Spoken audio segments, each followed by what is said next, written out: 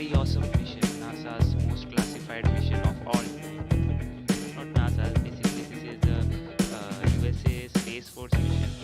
Okay, and here you will get like orbital test vehicle. The payload is an orbital test vehicle, which will be on board Atlas 5. So guys, so let's just jump deeper into it and see what it has got. So here we have the Atlas 5 rocket in front of us, as you can see. This Atlas 5 rocket is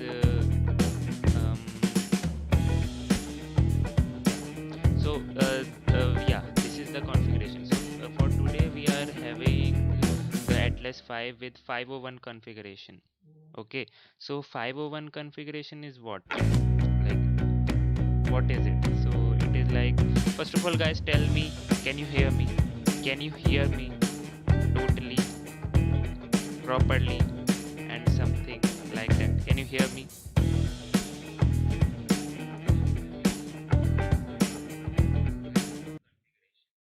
Can you hear me, guys? Okay, let me just shut down. Yeah, okay. So, guys, yeah, this is the 501 configuration 500 series. This will be the rocket. Here we won't be having these strap-on boosters today. Okay, we'll just be having this core stage with the RS with RD-180 engine, and this upper stage, yeah, this fairing will be there. 5-meter fairing will be there, and the spacecraft is nothing but a classified vision one, which is an orbital test vehicle. I'll make you see what it looks like, but अभी के लिए ये सब ऐसा है, ठीक है? तो ये अपना रॉकेट हो गया, और उसके बाद हम चलते हैं पेलोड की तरफ. ओके, तो this is the payload guys जो आएगा. ओके, पेलोड में ये है. सो पेलोड में बेसिकली क्या होने वाला है कि ये जो आप बिल्कुल जो स्पेस प्लेन जैसा देख रहे हो ना, मतलब एक प्लेन जैसा देख रहे हो, ये प्लेन ही है बेसिकली. ये पेलोड ही है, ऐसा ही है पेलोड. ठीक है, तो ये यहाँ पर अगर आप देख पाओगे, अगर मैं देख पाऊँ, हाँ. So the purpose of this is the payload, मतलब ये है उसके ऊपर. ठीक है, so the purpose of this payload is the X-37B is one of the world's newest and most advanced re-entry spacecraft designed to operate in low Earth orbit and blah blah blah blah. Basically इसमें ये बताया है कि ये जो this one we have the orbital test vehicle, this is nothing but a classified thing. We don't know anything about it, but we just know the physical details about it. It looks like this. This is what it looks like, and yeah, after getting into the orbit and doing its job, it comes back down. It is a controlled re-entry we have, and we land it near the Kennedy's, yeah, the intended intended region where where it needs to be landed. So yeah, other than that, we don't know anything. Yeah, we know one thing, that it is being manufactured by Boeing, and today we'll be having the sixth mission. Yeah, already 5 missions have been done perfectly with this drone ship. Actually, this is a drone. This is a robotic drone. No human is there. Okay, this all thing is being developed and controlled by the computer. Okay, so if we see the mission gallery, yeah, this will how it will look like in the fairing. This is considered to be the Atlas 5 fairing, and this would be the uh, payload. Here we have more images of this. This is like so cool to watch, right? Such a cool thing to watch. Okay, so now I have one video to show you, which will mainly clear all the doubts regarding this.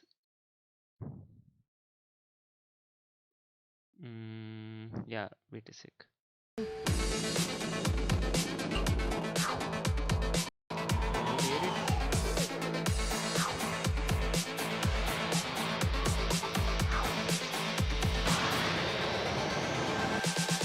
This is the X-37B. The Boeing-built X-37B Orbital Test Vehicle, or OTV, continues to make history as the first unmanned vehicle to return from space and land on its own. The X-37B provides a highly flexible demonstration testbed platform for a variety of orbital experimental missions. The X-37B testbed platform is unique because we can tailor our missions to specific user needs and return experiments back for post-flight inspection. Building on multiple missions, the OTV has proven a reliable fault-tolerant architecture through launch, flight, recovery, and refurbishment cycles. OTV Mission 1 validated the concept with 224 days on orbit.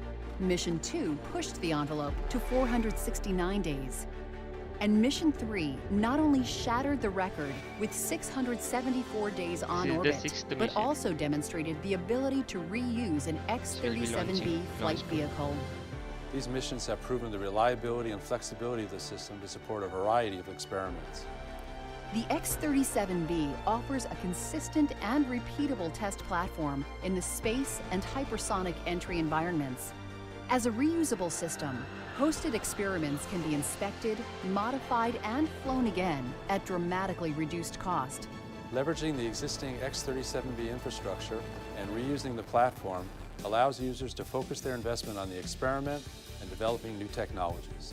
Responsive to rapid integration, the X-37B can fly and test multiple new technologies, reduce technical risk early in product design, and validate system performance. Integrated experiments leverage onboard power, telemetry, orbital maneuvering, thermal and attitude control to enhance test parameters. The partnership between Boeing, Space Florida, NASA, and the Air Force is establishing the capability for the X-37B to launch, land, and process for reflight at Cape Canaveral. This will further reduce cycle time, providing even more responsive access to space. Ready to fly tomorrow's next-generation space-based technologies, today's X-37B enables affordable access to orbit. The reliability, reusability, and responsiveness of the X-37B will fundamentally change how we perform future space missions.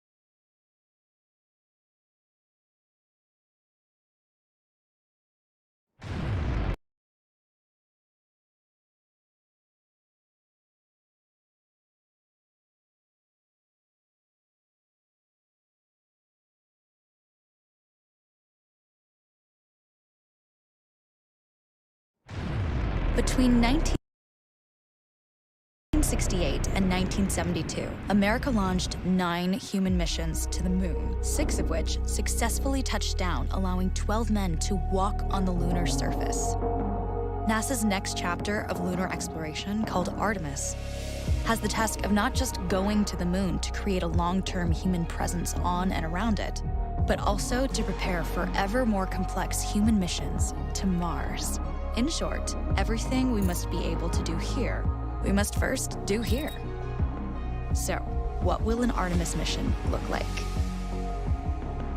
Everything is designed and tested with our most important element in mind, the astronauts. This is their deep space, human-rated spacecraft called Orion, built in 3 parts. The crew module, where up to 4 astronauts will live and work throughout the flight. The service module, with life support systems for the crew and its own engine and fuel reserves. And a launch abort system, with engines capable of pulling the crew module to safety during launch should anything go wrong. To accomplish the task of launching our crew and heavy payloads, NASA is building the Space Launch System, comprising of a cargo hold, an exploration upper stage, a massive core stage, and 2 extended solid rocket boosters. Altogether, this is the world's most powerful rocket, and it exceeds the legendary Saturn V of the Apollo era in numerous ways. Sitting on the launch pad, the entire rocket, fully fueled, weighs just over 6 million pounds, 5.2 million of which is just the fuel. Once ignited, there is no stopping what comes next. All 4 RS-25 engines and the 2 solid rocket boosters come to life, thundering our crew upwards. 2 minutes after ignition, the solid rocket boosters are spent and released. 8 minutes after launch, the core stage is depleted and separated.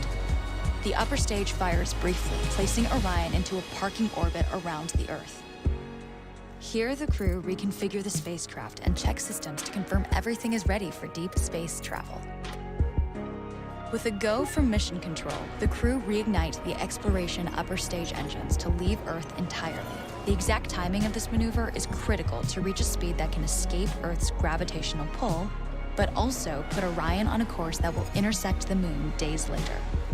Once this burn is complete, the upper stage of the SLS is jettisoned and the crew aboard Orion coast for several days toward all that awaits them at the moon. Approaching the moon, we see the fundamental differences between Artemis and Apollo. Instead of requiring Orion to serve as an expendable lunar command module or to carry a constrained lunar lander, the Artemis missions will take advantage of a different approach: pre-staging. Everything needed for lunar missions will be positioned in advance by commercial and international partners. This includes rovers, science experiments, and human-rated systems on the surface. But it also includes a dedicated lunar station in orbit around the moon called Gateway. Here at this station, we can pre-stage a robust lunar lander and establish a strong communications relay. Designed with open standards, the Gateway can be expanded as new missions and partnerships develop, allowing multiple human missions on the moon at the same time and enabling ongoing science to be conducted even between human missions. The Gateway is also capable of adjusting its orbit to allow access to every part of the moon, something the Apollo missions could not do. But the real key in this approach is placing Gateway in a unique halo orbit to perfect the maneuvers needed for Mars missions. And with the growing list of commercial and international opportunities, Gateway is the ideal hub between Earth and all that lies beyond. Returning to our crew as they approach Gateway, the Orion must match the elliptical orbit of the station in order to successfully dock. Once on board, pre-selected crew members transfer to the lunar lander, while those assigned to Gateway remain on station. The lunar lander system itself is built for 3 unique steps: descending from the halo orbit of Gateway down to a low lunar orbit, descending from low lunar orbit to the surface, and once the lunar mission is complete, launching from the surface of the moon and ascending all the way back to the orbiting Gateway.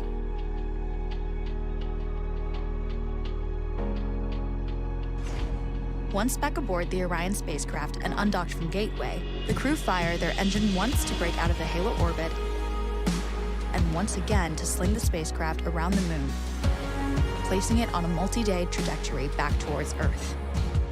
As they near the end of this journey, the service module is released and the crew module is oriented heat shield first. Entering Earth's atmosphere at 25,000 miles per hour, the friction of air slows Orion considerably, while also subjecting it to temperatures of 5,000 degrees. With the Orion now at just 300 miles per hour, a series of parachutes uniquely tested and produced for this moment deploy, decelerating the craft to just 20 miles per hour for splashdown. With each successful mission, Artemis ushers in the next wave of men and women to explore our moon and prove that together we are ready to go beyond.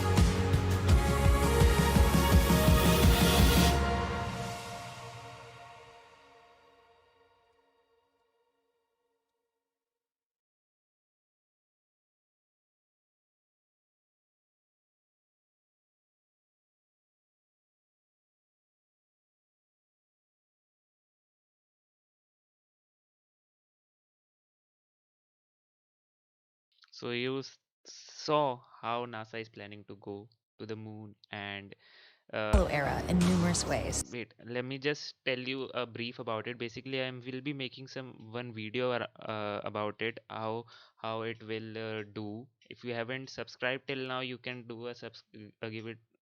You can subscribe to this channel and give it a like, because many other cool videos are going to come on this channel.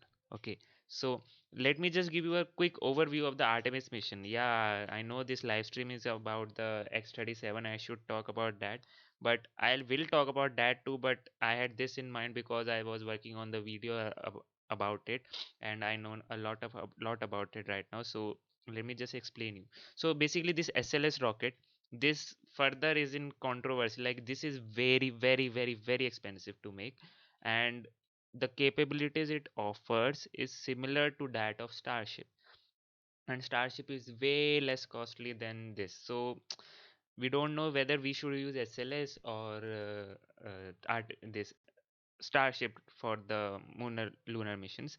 So that is the one thing. And one more thing is about the gateway. Yeah, this gateway. Be So expanded as new. this gateway is basically not being not being planned for 2024 mission date, because they're the new general which came. Then in the news it was in the recent news it was there, like which said the gateway is posing some great problems because of its feasibility and on-time delivery, and that's why we are not having this gateway for Artemis 2024 landing, moon landing. Okay, so that's the thing, and we don't know about it. But basically, whatever we know about and whatever we are going to do will be uh, there in the next video which I'll be posting. So do give it a subscribe and have a do give it a subscribe and watch that video.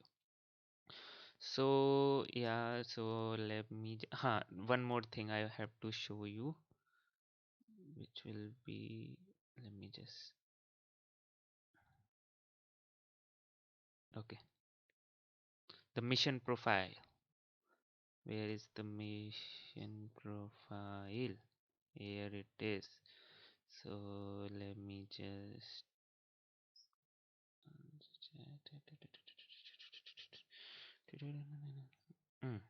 yeah, here we are. And liftoff of the United Launch Alliance Atlas V rocket. The Atlas V RD-180 engine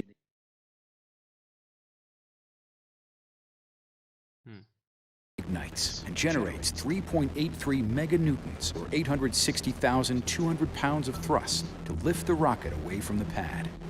This is what will happen. Shortly after liftoff, Atlas begins a pitchover to attain the proper flight path, while minimizing the pressure the vehicle experiences during flight. Within the first couple minutes of flight, the Atlas V reaches Mach 1, the speed of sound.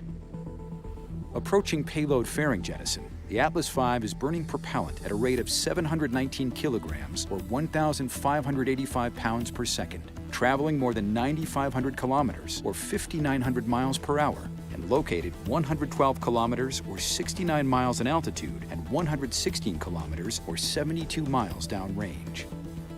During ascent, the X-37B Orbital Test Vehicle is here we switch to PlayStation 1 graphics. As you can see, everything is good, but I have some very big problems with this scene. Why did they lower their quality in this level? I don't know. Let's just watch it. Is protected inside a 5-meter diameter payload fairing. Mhm.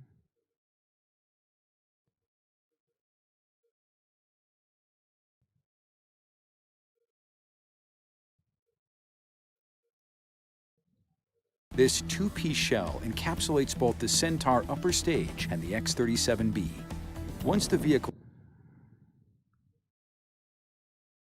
What is happening?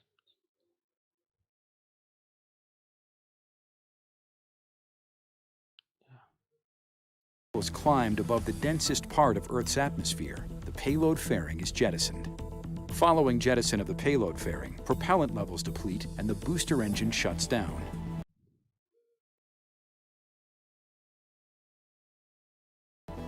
Following booster engine cutoff, the Atlas Centaur separation system activates to release the booster stage. The vehicle now weighs a little more than 15% of what it did at liftoff.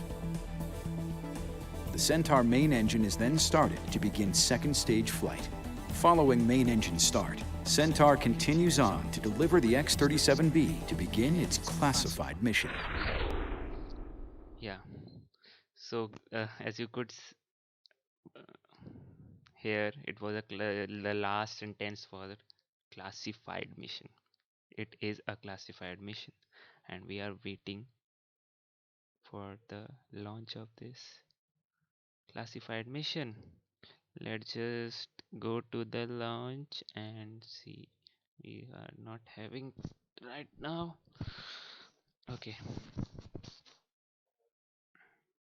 What do you want to watch next, guys? Should I play a Kerbal Space Program video, or you want to watch something special? Enter in the chat box and I'll make you see that. Tell me, guys, what do you want to see? Or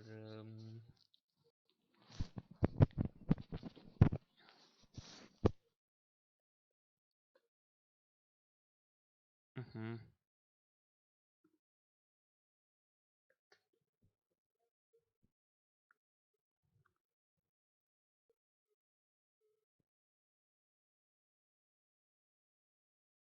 Mhm. Mhm.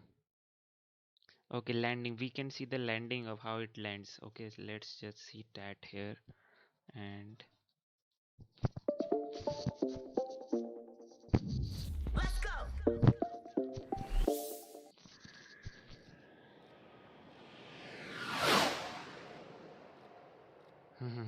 it was a totally robotic landing. Yeah, there is no crew inside. Whatever happened is being happening by the done by the robot. It's a drone ship basically.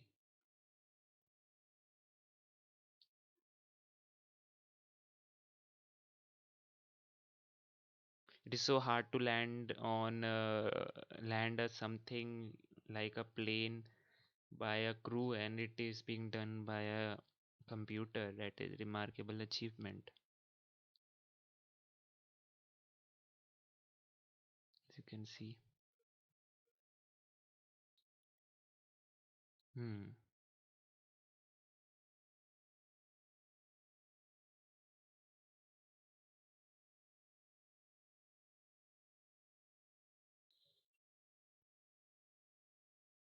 Let me do one thing then. It's one thing I can do, and that is we can play Kerbal Space Program till the live broadcast come. Yeah, but 3 minutes are left. Okay, then what we can do is just have a look at the rocket itself again, once again.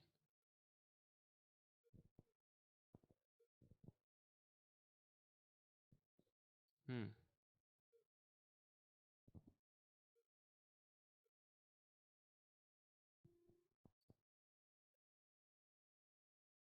So yeah, if I realized that the mic was off, right, and whatever I said was not visible.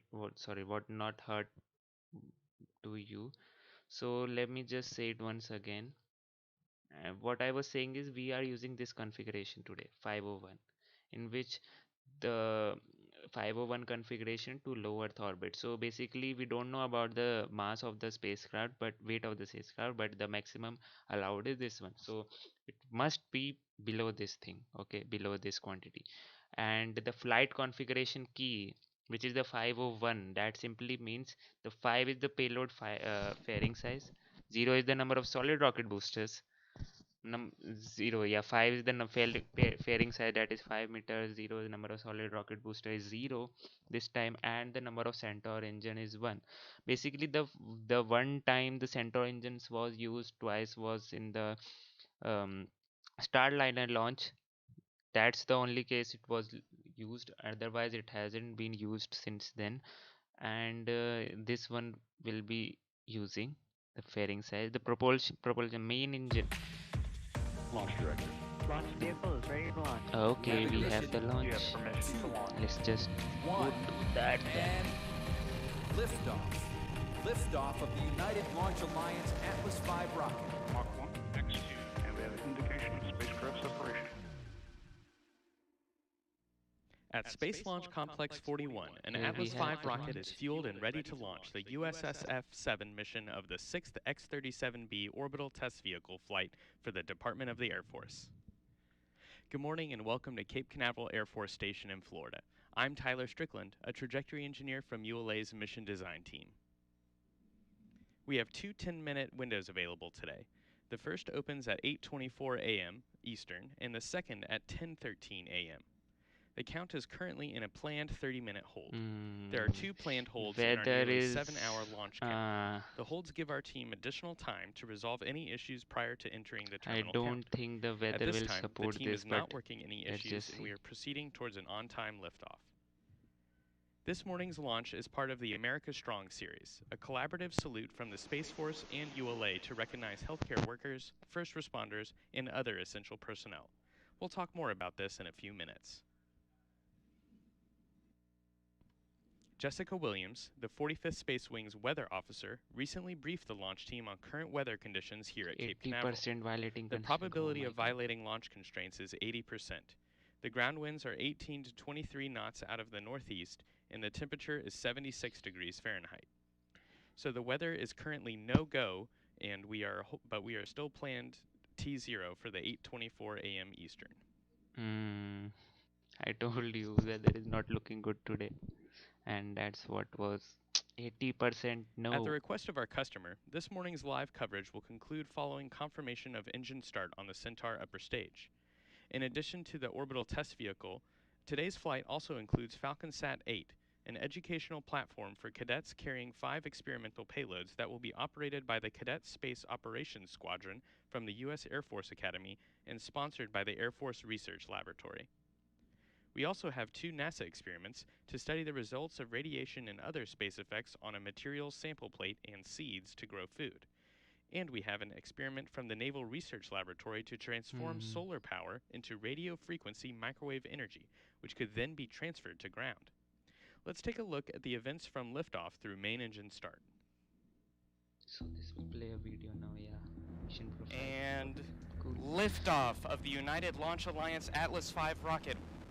The Atlas V RD-180 So basically the weather conditions are no-go right now, and we hope at T-0 tak, till T-0 somehow some miracle happens and it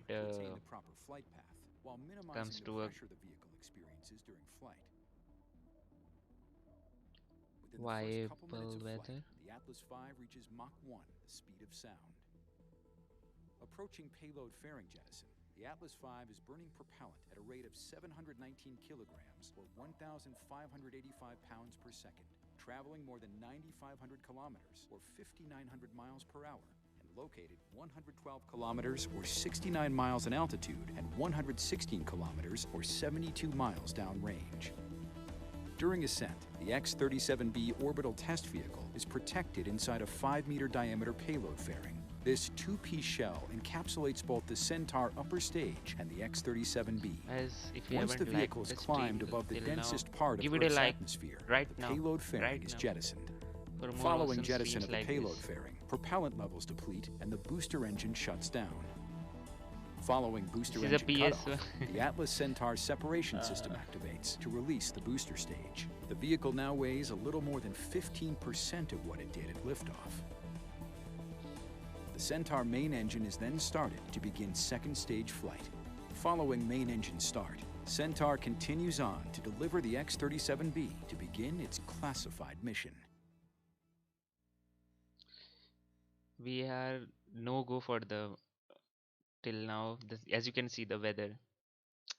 It is ULA not is at using all the Atlas viable right 5 now. 501 configuration to launch So the we have this X-37B. Atlas 5 This is rocket. the 84th flight of the This Atlas we have 5 the rocket golden in core ULA's stage and 139th mission. yeah. Produced in ULA's 1.6 million square foot factory in Decatur, Alabama, the 501 is comprised of a common core booster powered by an RD-180 engine and a Centaur second stage powered by an RD-180 Aerojet engine. Rocketdyne RL-10C1 engine. A RUOC One 5-meter diameter RD-180. payload fairing protects the X-37B orbital test vehicle This during is ascent. the On April yeah, 23rd, okay. the Atlas V first stage was transported to the Vertical Integration Facility, or VIF, at Space Launch Complex 41, where cranes lifted the 33-meter or 107-foot-long booster onto the Mobile Launch Platform, or MLP. 2 days later, the pre-assembled interstage adapter, Centaur upper stage, and lower half of the payload fairing was delivered to the VIF and lifted atop the Atlas V booster. The stacking of the rocket was completed on May 5th, when the X-37B, encapsulated in a payload fairing, was mated to the Centaur. Atlas V launch countdowns begin with moving the rocket from the VIF to the pad. At approximately 10 a.m. Thursday, the quarter-mile trip began using 6 components to complete the 20-minute trip. Weighing in at about 2 million pounds, the Mobile Launch Platform, or MLP, supports the rocket and contains air conditioning, electrical, and commodities, while the undercarriages bear the weight of the MLP and rocket. 2 rail cars lead the move, with the payload van providing communication to the payload, while Yeah. the ground van houses the ground support for the rocket. At the rear of the convoy, the portable environmental control system provides air conditioning to the payload and rocket. Finally, trackmobiles provide the power to move the convoy. The Atlas V rocket stands So- about 60 meters or 20 stories and weighs about 346,000 kilograms or Okay. 760,000 first. pounds fully fueled.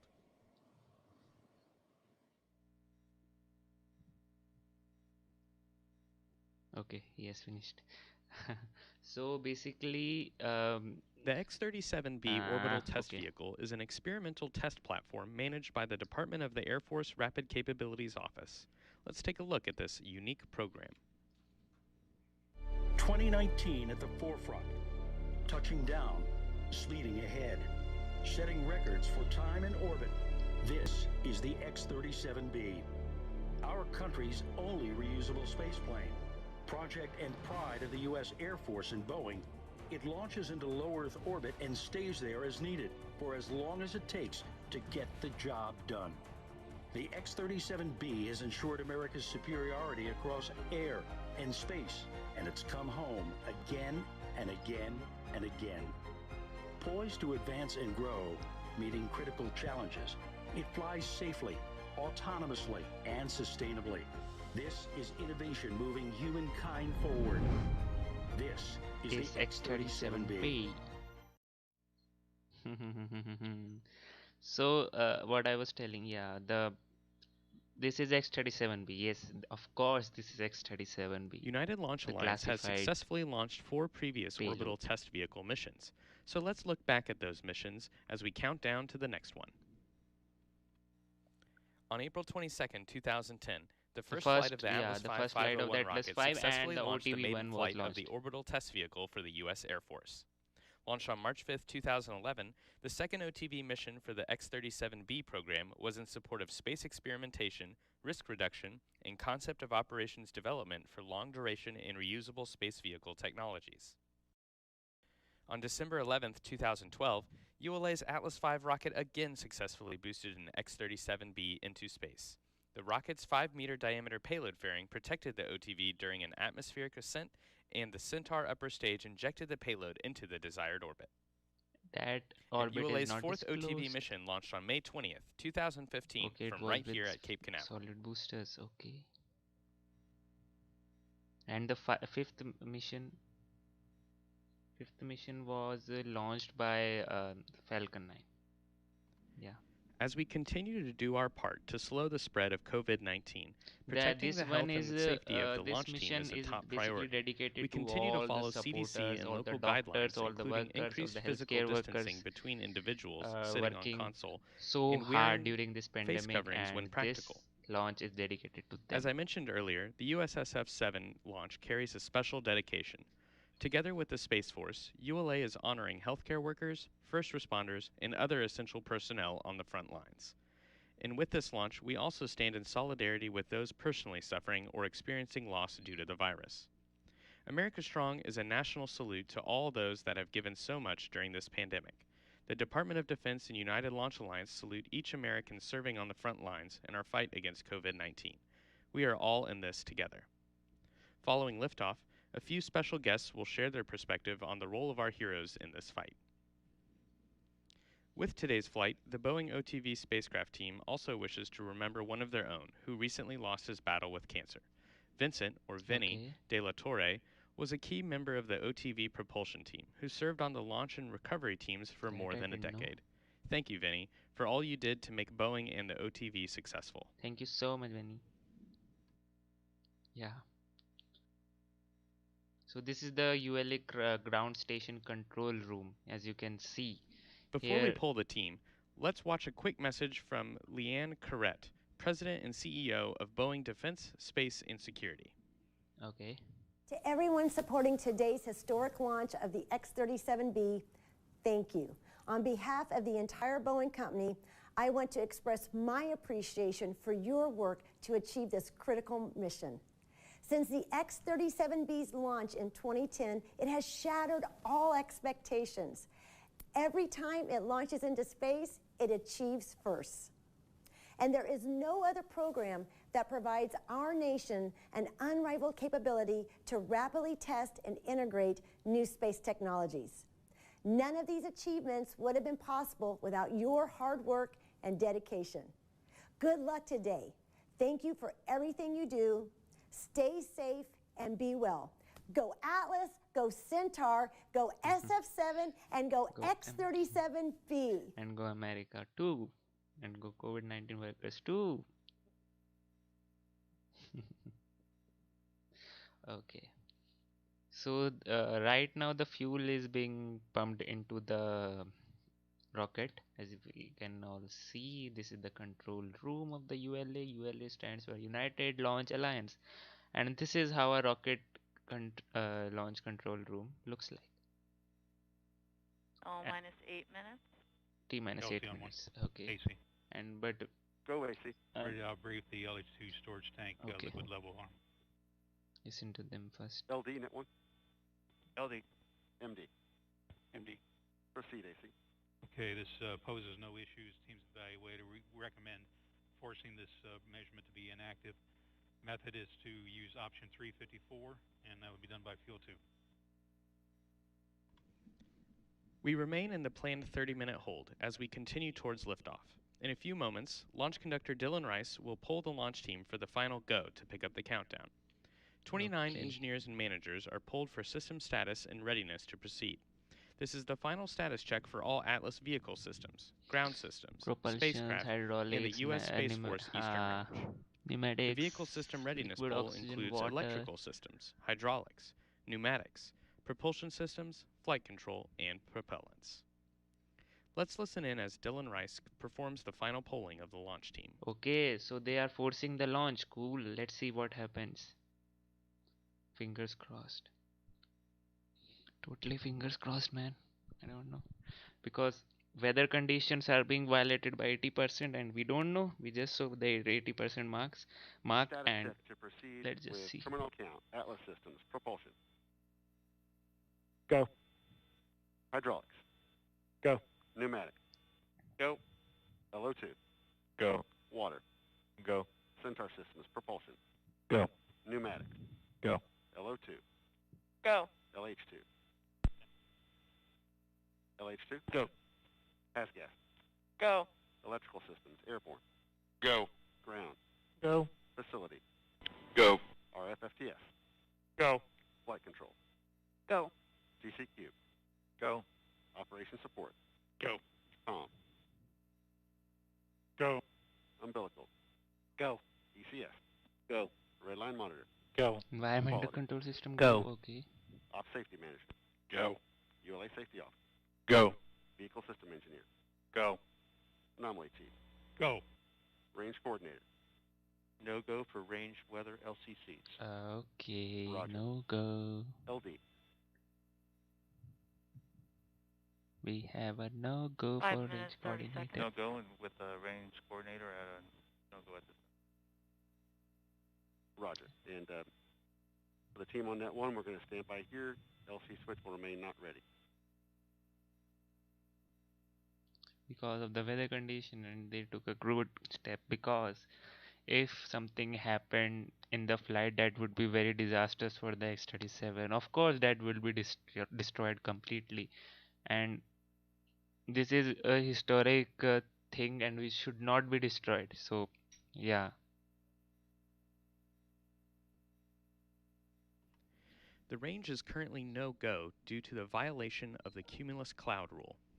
Okay, cloud.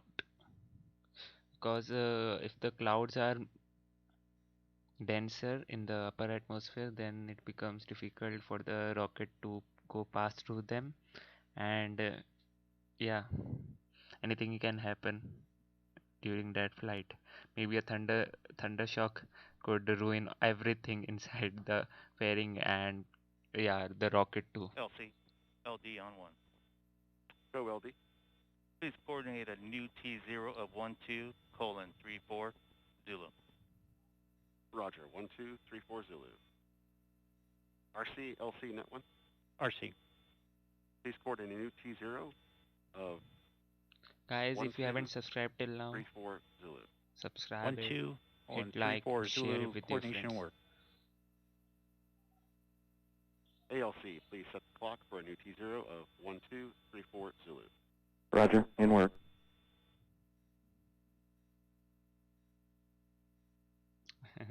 Weather condition, please, please, please, can please something happens and weather condition, if they become good, then we'll have a go for launch. Till now we don't have a go for launch, and we have reset the timer. The I launch think time so. has now been rescheduled for 8:34 a.m. Eastern. This will Okay. be the end of the first window of opportunity. Okay, so 34 LC, a.m. Go field 2. I just wanted to confirm that Puma on 85 was force inactive. Roger.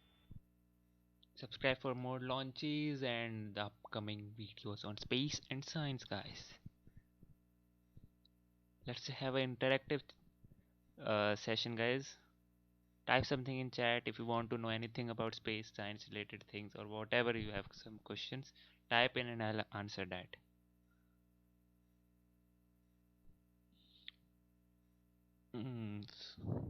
So okay, one question I have. What is these fumes coming out of the rocket? Can anyone give me the answer? What is these fumes coming out of the rocket? What are these? What is the purpose of this? Tell me anything you know about it.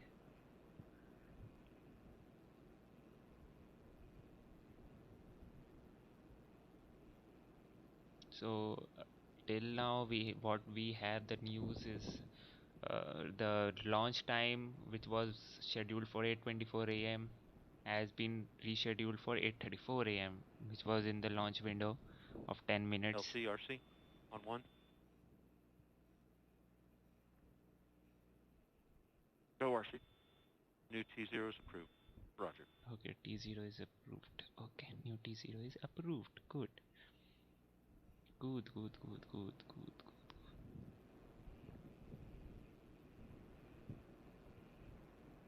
Can anyone tell me what is this? What are these fumes coming out of the rocket? Just type in and tell me. Otherwise, I'll tell you what are these. If nobody knows about it, I'll tell you.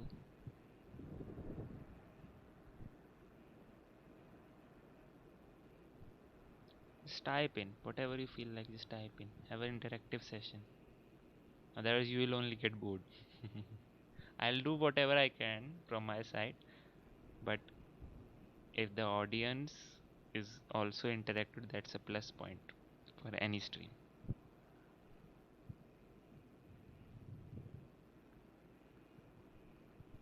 Okay, I think I should only tell the answer. So the thing is, these fumes which you see here, these fumes, these are actually the cryogenic fuel gas. Basically, you know, the core stage is golden in color as here, but here it has become white. This hasn't been become yeah, this has become white because of the frost which has been on this core stage, because the cryogenic fuel which is there inside the delta this Atlas 5 rocket is at minus something degree Celsius. Okay, so it's a cryogenic fuel. So what happens is when it is pumped inside it is at that temperature, but slowly and steadily it starts coming at the room temperature or surrounding temperature, right?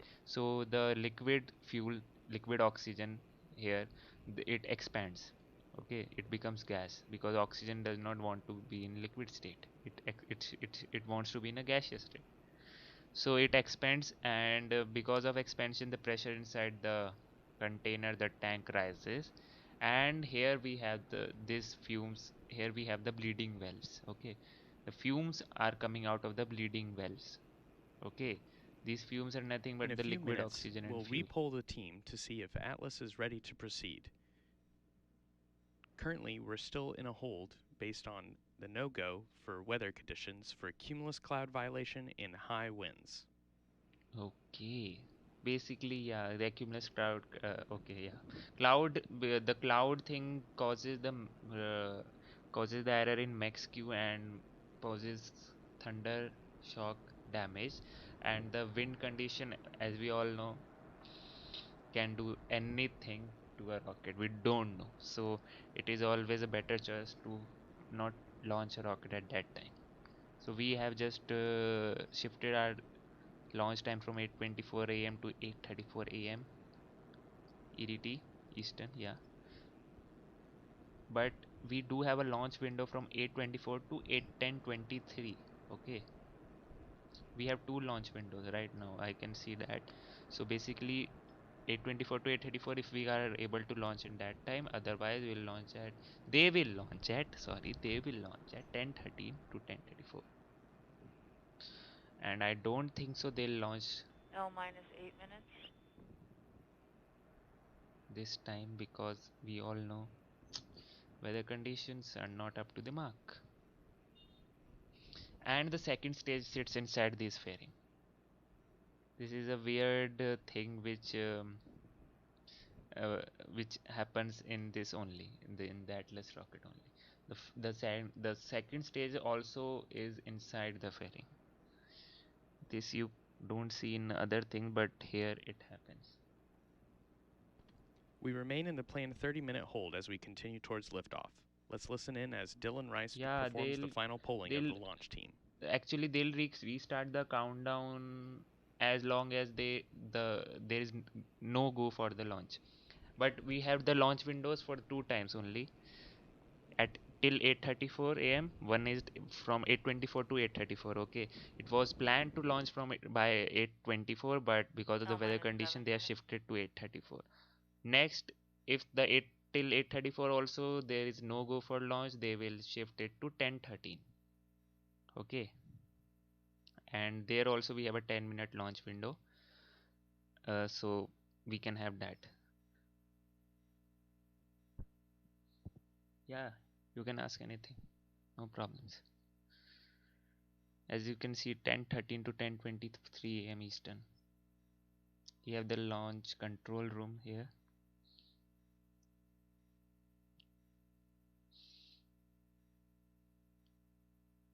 Basically, what do you LD on 1. understand by launch window? If Go, LD. if I just Because of our constraints ask you, for what do you the consider two by launch weather window? What do you conditions, mean by launch we window? are What do you understand by going launch to window? move to the second window opportunity. Please coordinate a new T0 of 14:13:00 Zulu. 141300 Zulu. Roger. RC, LC net 1. RC, go. Please coordinate a new T0 of 141300 Zulu with the range. Copy. ALC, please set the countdown clock for a new T0 of 1413 Zulu. Roger. They reset the temp timer again. Okay, interesting. This is Atlas Mission Control at T-minus 4 minutes and holding. We are not able to launch during our first window this morning due to the weather constraints. However, as I mentioned earlier, we do have a second 10-minute window available, and that window opens at 10:13 a.m. Eastern. So the rocket remains fueled, and the countdown will continue to hold at T-minus 4 minutes. For now, we'll take a break from our live coverage while we wait for the next window. Our coverage will resume at approximately 10:03 a.m. Eastern. We'll see you back here in about 90 minutes. Wow. So here we had the thing from the launch control, mission control, yeah. They'll resume the coverage after 90 minutes. So guys, what do you want me to do for 90 minutes? Should I play Kerbal Space Program and make one ship to go to the moon or whatever you like? Just tell me the suggestions and I'll do that. Maybe I think so we should play the Kerbal Space Program only. That will be a good thing to do right now. Okay.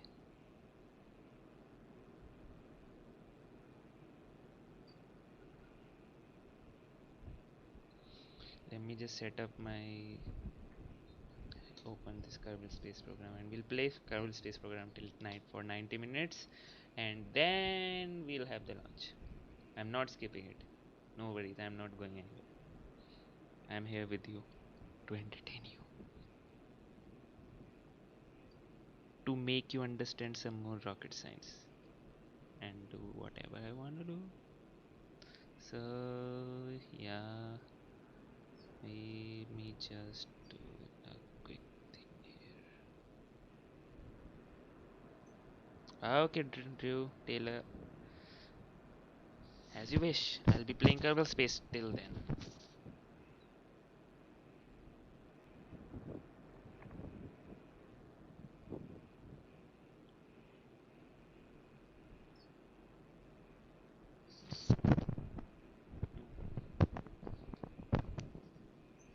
So guys, what do you want me to do in Kerbal Space Program? Just tell me, just type in the chat.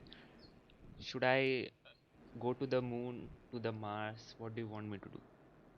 Basically, if you don't know about this game also, this is a space simulation game, okay? And this basically has every aspect you expect to be in a space simulation game.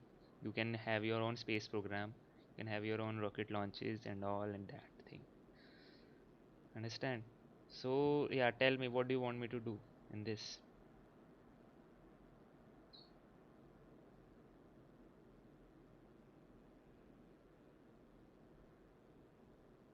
Come on man, load. This is so slow.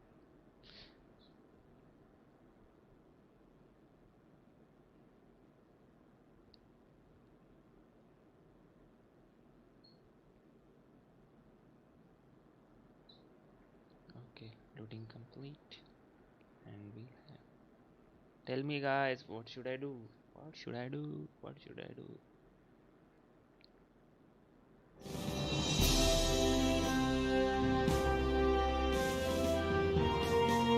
These are the Kerbals we have. This is one upside down Kerbal. These two Kerbals. Just hit the start game and whatever you want. I'll play it right here. Oh, I don't know.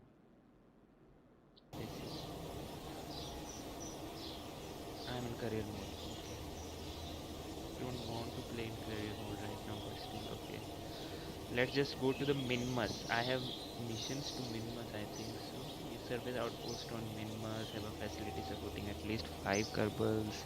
Okay. So guys, can you hear me right now properly, and the game sound also? Whatever, if not, just tell me and I'll change it accordingly. So let me just make you see where the Minmus is. This is the Kerbin. Actually, this is the analog of Earth in this game. This we have the moon, the mun, yeah, the mun. Here we have one rotating body around Earth, which is known as Minmus, the ice cream candy, as referred to by the Kerbals universe. So here we have the ice cream candy. You can see here. We'll try to land here. Okay, we'll do some mission here, and otherwise, yeah, this is the Mars. This is Mars. This is Dress. There are many planets around it. This is one Dress. This is Jupiter analog Joule, and then we have Lathe, which is the twin sister of Kerbin. You can see this most similar to Kerbin, and Whale, Tylo, Bop, Pole, Elu. This Elu is like what do you say, analog of Pluto. Okay, let me just zoom out, and here we have the planetary motion. See, Earth, Mars, Eve is Venus, and Moho is Mercury. Analogs. Okay, Eve, Mercury, Joule, and Elu. So we'll try to go to Minmus first. Okay, we'll go to Minmus and do our missions there, because I have got some missions to do. We go to vehicle assembly building and start building our rocket for Minmus. Okay, so what we should have for the surface outpost, build a new outpost that has an antenna, has a docking port, and can generate power. Okay, please note that this must be a new outpost built for experimental engineering. Okay, 5 cover, maintain stability, land your outpost.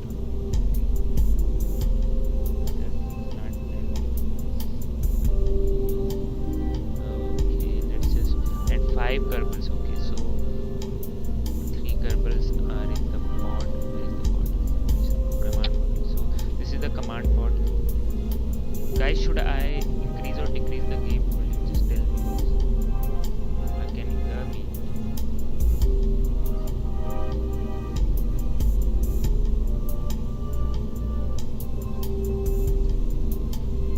I think I should decrease the volume. Okay, I'll do that.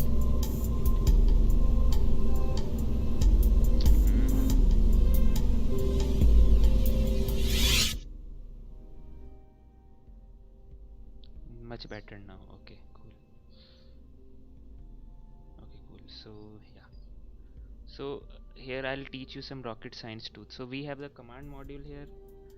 Command module, basically in this the crew resides, and here we can have 3 crew members. Okay, so after attaching the command module, we should have a heat shield to prevent it from being destroyed. Destroyed after entering through atmosphere. Small one. This will work. This is also smaller. Okay, 2.5 meter. Okay, cool. Then we should have a decoupler which will decouple it safely. It says we need to be having a docking port. Okay, let me have a shielded docking port here. Is it docking port? Yeah, docking port.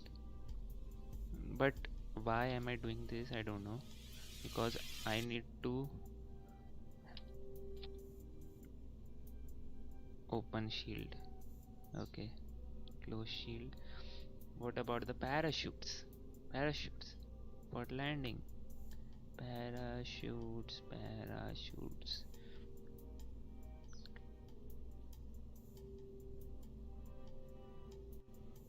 Yeah, here we go.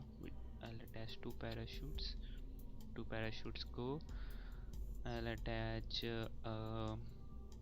what else does this need? Build new output antenna and a docking port and can generate power. Okay, power. For power, I'll attach the rechargeable bank. Cool. This is enough. Then I'll attach some solar panels here. Where? Here. Okay, cool. Here. And I'll attach some science units. Science. Wait, science.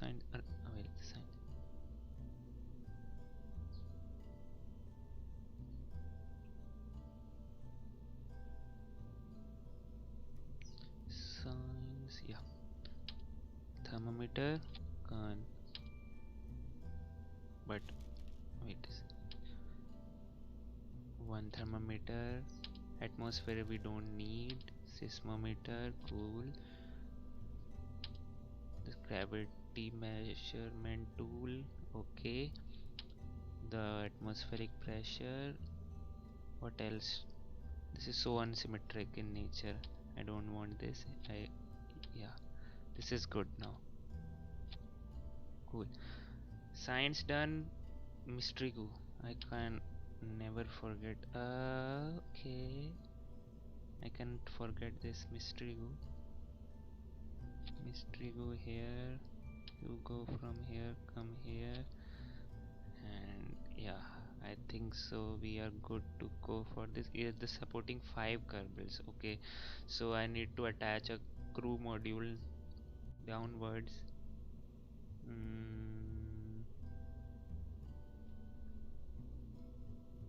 This can hold 4. Okay, cool.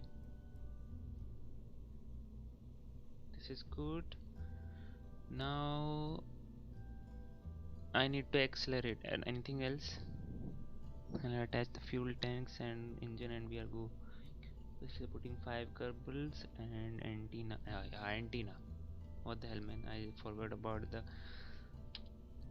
communication. How do we communicate in space, man? I do already have a relay. Wait. Why am I attaching everything there? This would be like, no, I don't like this. This is good. This will be, yeah, perfect. And extend antenna, cool. Retract antenna, cool.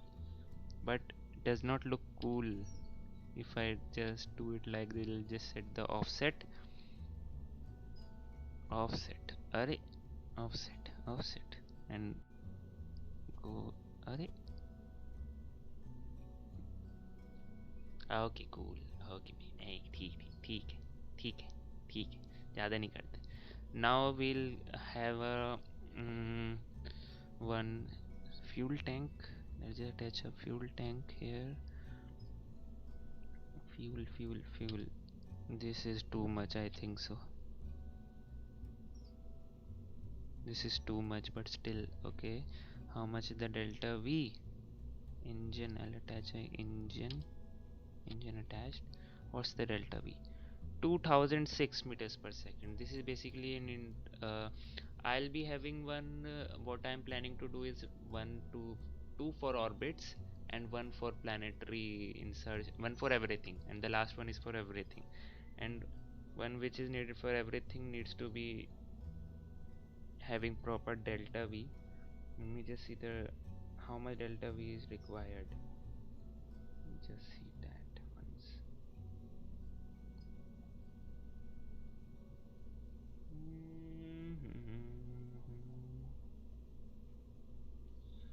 Where the hell is the delta V map?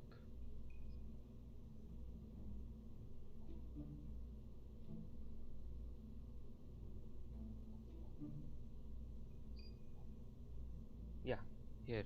So it says I need around 920 plus 80 is 1000 plus 240, 1240 for landing there, and if I come again 1480 plus 80, 1560. It will be enough, I think so. This is more than enough, but I don't want to lose any sort of thing in the space, so I'll just have it one more. For just being double sure, I'll add one more fuel tank, a smaller one.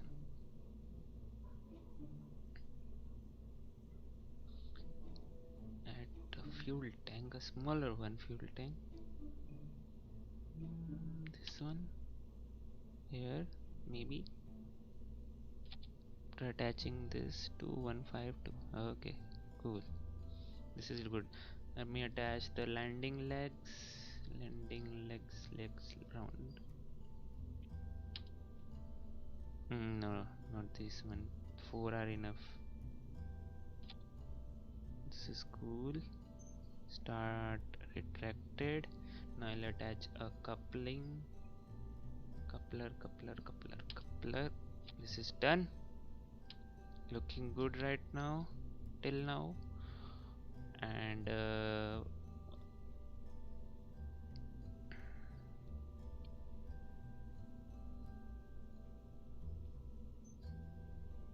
what am I thinking right now? There is something wrong which I'm doing, I think so. Let it be. So one for the interstage for achieving orbit, fuel tank.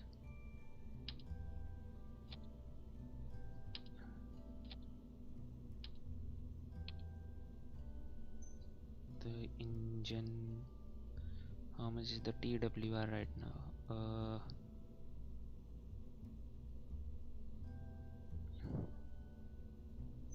If I'll have this one, will this work? Oh man. Okay, atmospheric nahi, cool, ठीक है, but this is too much, I think so. TWR is 0.65. Okay, how much it said? No, this is so much. I need less fuel. This will work. Okay, cool. And this is the TWR is 0.73.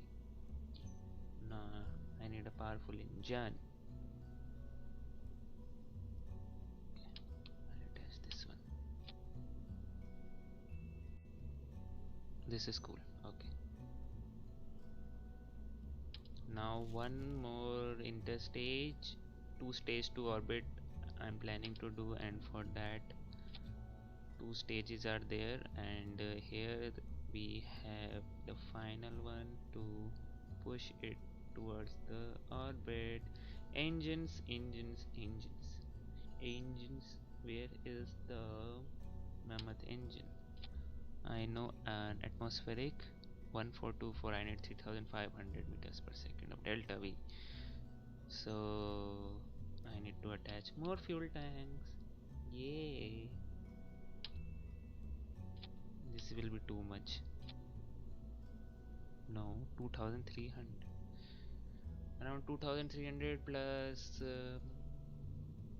Okay, it is okay. Okay, will do. But what is the TWR? TW 1.65. No, it can be achieved method. I'll be attaching one more fuel tank here to be doubly sure. 1.5 is this is this, and I think so we are go for launch. Let me just have the fins attached for extra stability during the flight. Fin. Good fin. I need a good fin, not this one, a better one. Where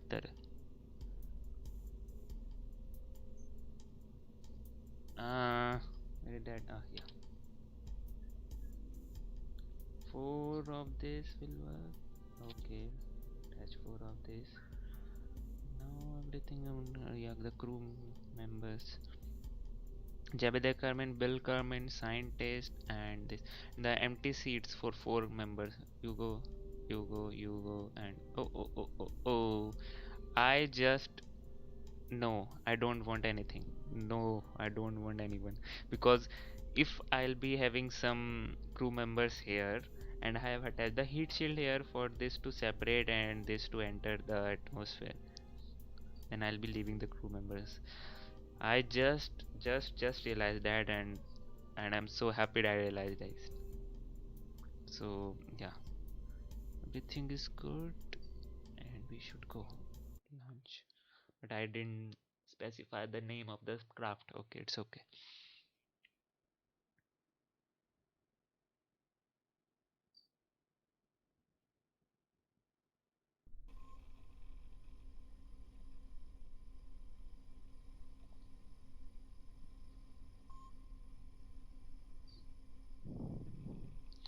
Guys, can you hear the desktop audio?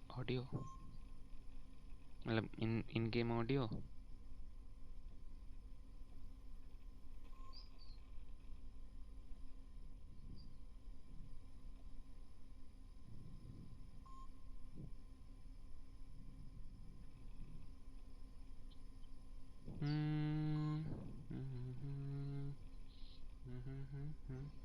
Let me just see if everything is fine and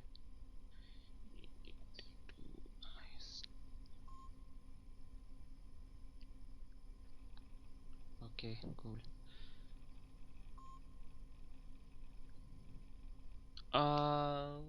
No. I know what I've done, but still it's okay. So everything's go for launch here. Let me just increase the volume, in-game volume, and here we are. The rocket on the launch pad. We have to go here. Let's set it as target, and we are go for launch. So let's just begin the timer. You all ready? Ready. 10, 9, 8, 7, 6, 5, 4, 3, 2, 1. And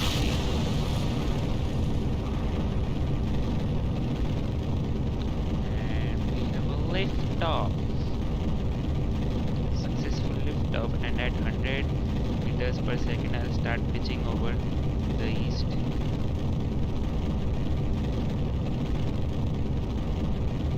This is good. This is way more stable than I thought, and that's why it will become hard to control. Yes, it is really hard to control this thing. 5,000 meters.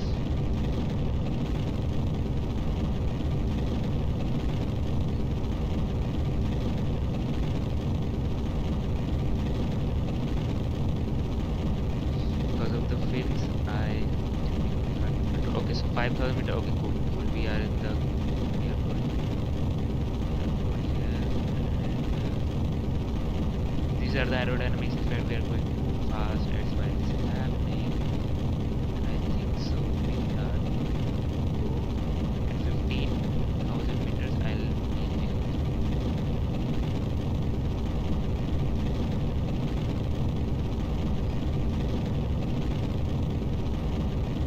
Already there, going there.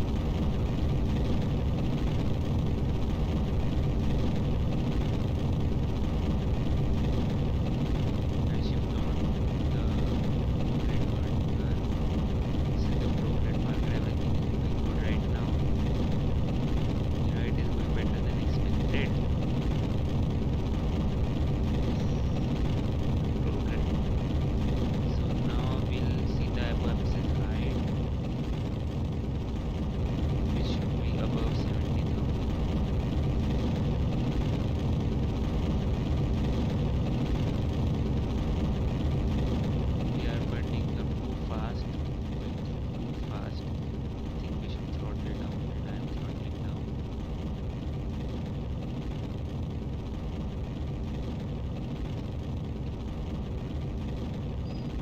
achieve 80,000 meter.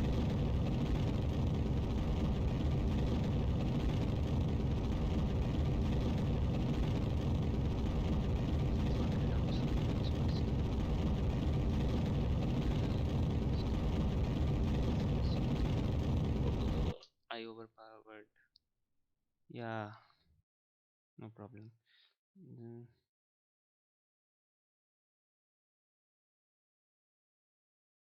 Yeah, here we have the apoapsis. Let's just achieve the orbit.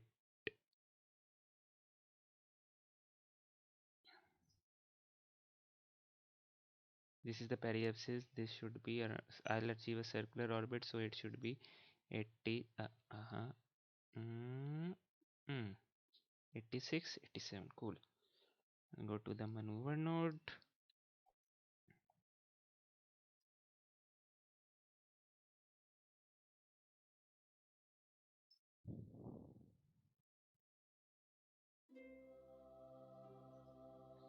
We have way more delta V than we need. That's for sure. So let's just start burn in 30 seconds. Okay. So reorient this ship. 19, 18, 7, 6, 5, 4, 3, 2, 1. We are burning, and this core stage is depleted. Go away. We are here. Stage 1 separation confirmed. We are accelerating to achieve orbit. This actually happens in every rocket launch. To achieve orbit, we need to go sideways rather than upwards. You can see this is increasing. See, this is increasing. We need to increase this so that this becomes like this. Okay. Everything is looking good right now.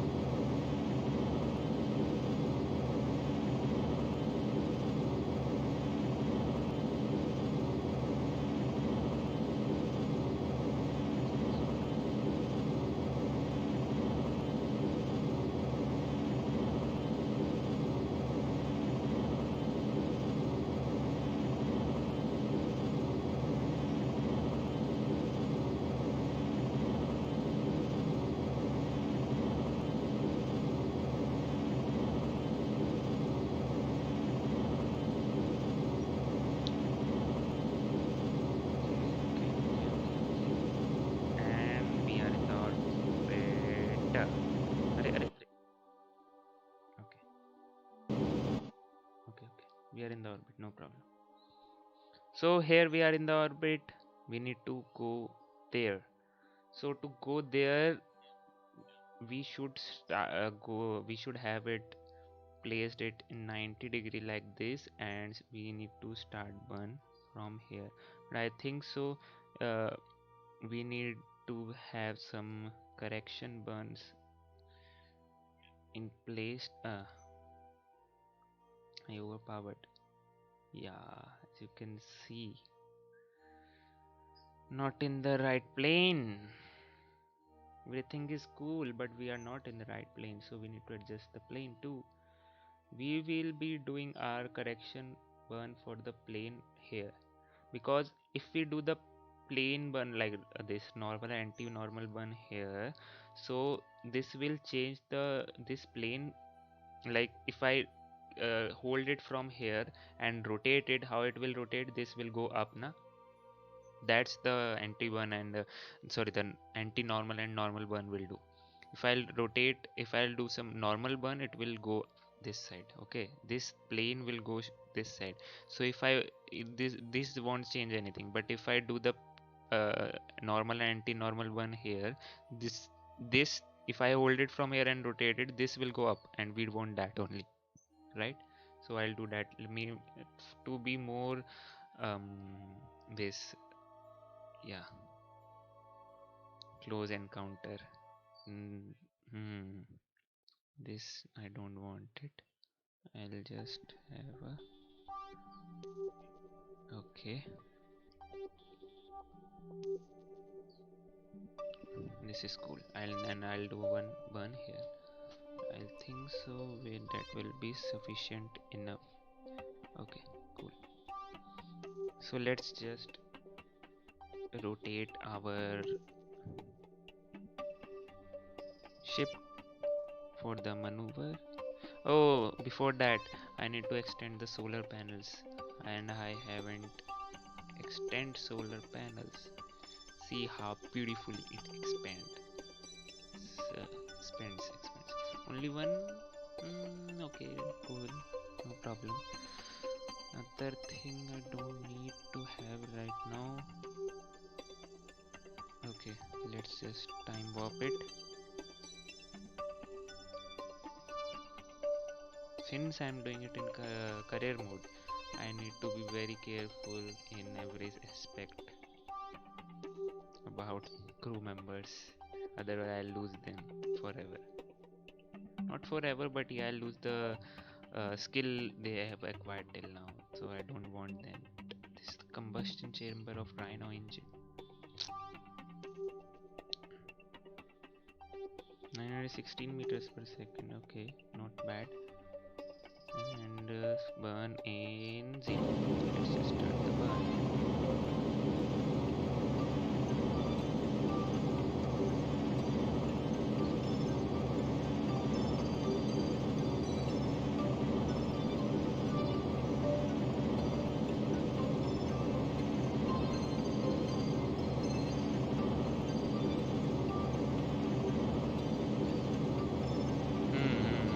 Yeah.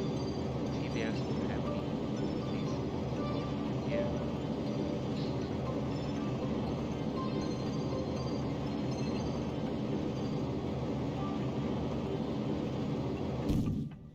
Oh, the engine has depleted. Let's just and instead. Bye bye.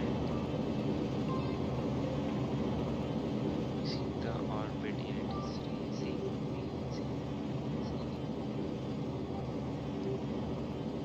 is raising. Raise it.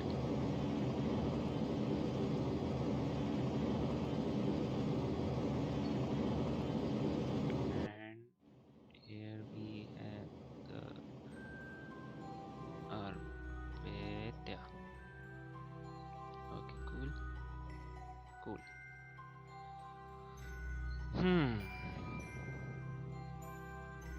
See how beautiful it looks. Cute little spaceship. Let's have the interior display of this. See, how does this look like? See guys, see. Here we have the crew members. I haven't placed anyone here because of the reason I have already told you. Heat shield is here, that's why. And here we have the crew members. See, these people go like this only, okay? They sit like this because the G-force is acting on it, them, they experience the G-forces, right? So that could be minimized like this. Not minimized, but they have the power then, okay? The other monopropellant tank, this is the inbuilt battery, and yeah. So okay, interior display off, we should go inside rather than see the interiors. These are the crew. This is outside view. Here we can see the earth, and here we have the hatch in case we need to go outside. So that's all. So yeah, so now I will go and go away. So now I'll just plan one maneuver here, I suppose, and maneuver here.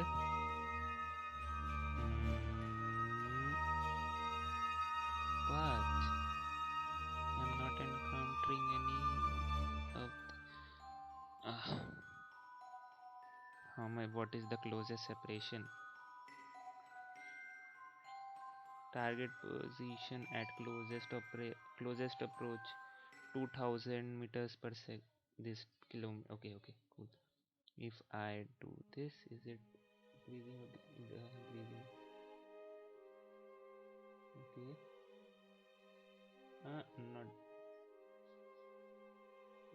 Here we have the encounter. Let's just focus view here and see where do we have to land. Where should we land, guys? Tell me. Where should we land?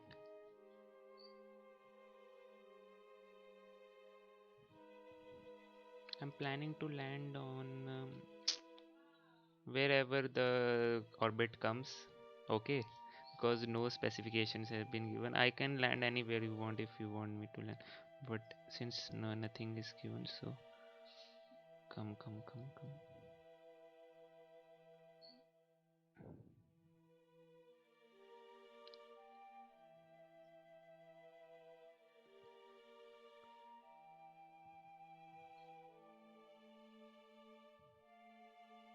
This is coming at too much speed here.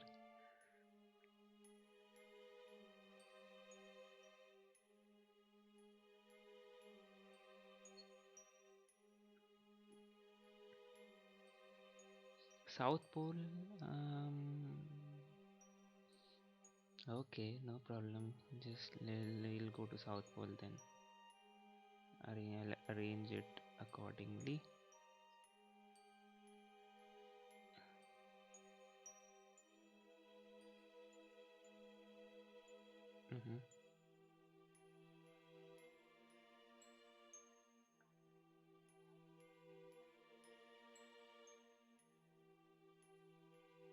Okay, cool. And here we 14,000 will be good enough.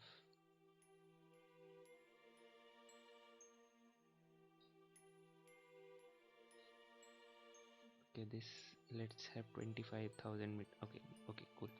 This is cool. Here we have, let's just go to the maneuver itself.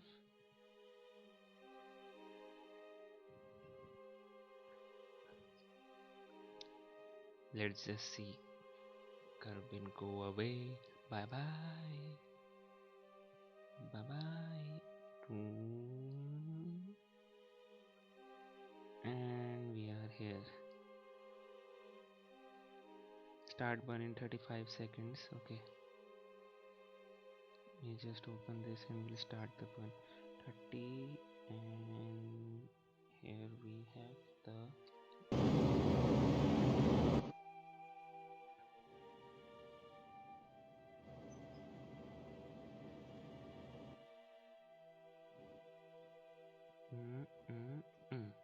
Okay, cool. Now we are coming to you, Minmus.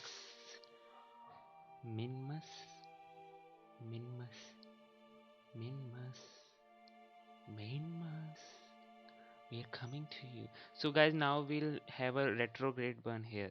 Retrograde burn is basically pointing the engines towards the direction where the ship is moving and firing it up so that the speed decreases and we get captured in the orbit. And it is most efficient when we do it in the lowest point in the orbit, and that is periods. That's why I'm doing it here.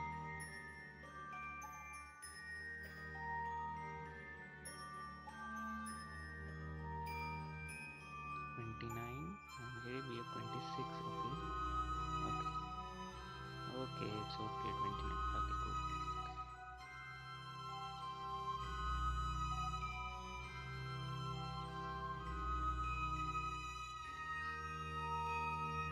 Let's just come towards the Minmus. Where is the Minmus? We are going towards the Minmus. But where is it?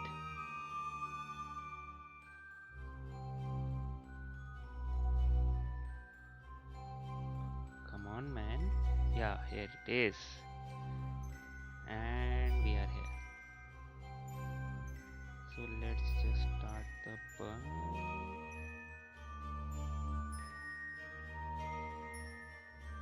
What the hell has happened? I don't know.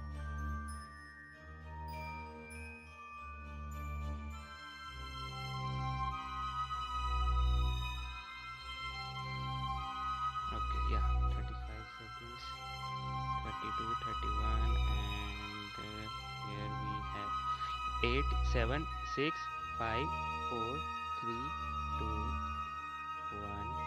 Go to the pit.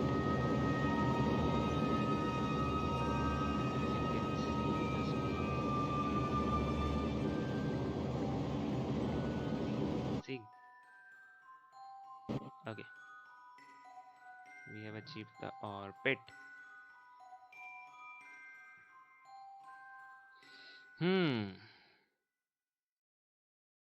It was my first landing there. See how beautiful it looks. Everything, that's the sun, that's the carbon, and here we are on the main Mars. Let's just find a landing spot to land. Should I land on North Pole, South Pole? What do you prefer, guys? Maybe I should be landing on South Pole. That would be good. So this is the parking orbit now. So let me just plan my maneuver here, retrograde maneuver, and try to land it.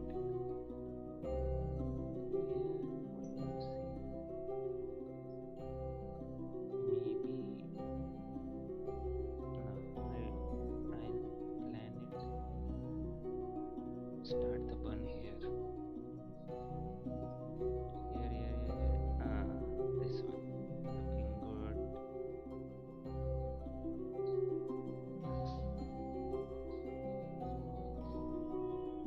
85.1 meters per second of delta V, and here we are.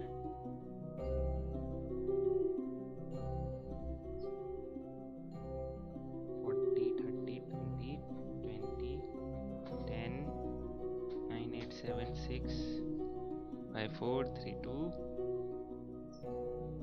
1, and 0. Let's just burn that here. Okay, cool. Now we just need to coast towards the landing zone, and that is there. We need to expand our landing legs. Landing legs expanded, and go. And we need to point it towards retrograde. 1989. Okay, before that I need to save it. If anything happens, then I'll be able to retrieve it, otherwise I'm gone. And what is the TWR? It is more than enough to stop it in time. So that's the speed of the orbit. Change it to cool. 4,000, 3,000. I think so. I should start burn. It is no need to start so early. We have enough DWR left. Sorry, the enough delta V and the capability of this is so much. See, I'll start it here. Start burning. Okay. Come on, land it softly, please.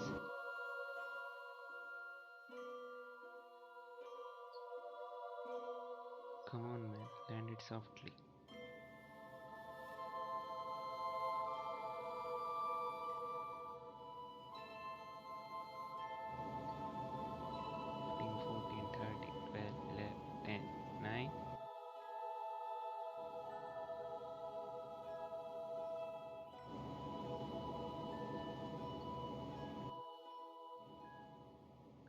So we are going to land properly.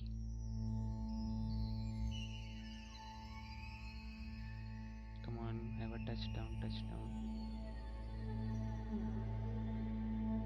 Slow touchdown, please.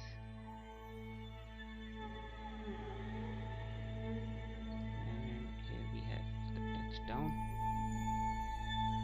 RCS enabled. Oh no. Okay. No, please. SS. No, please, don't. I'm not doing anything. Okay, cool. Phew. Maintain stability for 10 seconds. Come on. I've landed my outpost. Yes, mission completed, contract complete. And one more contract will be completed if I plant the flag here. So guys, we have landed on main Mars. You come outside.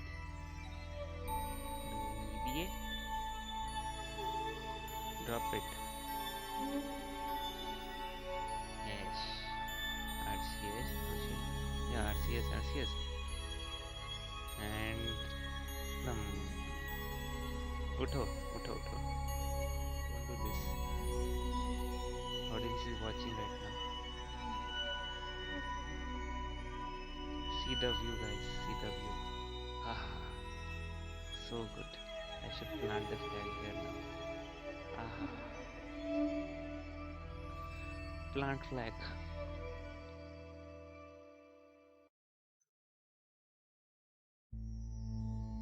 Eastern flag, yeah. Successful pole landing. And okay, we need to take surface samples too. Safe experiment. Now, what is needed to be done? Should we roam with the jetpack on?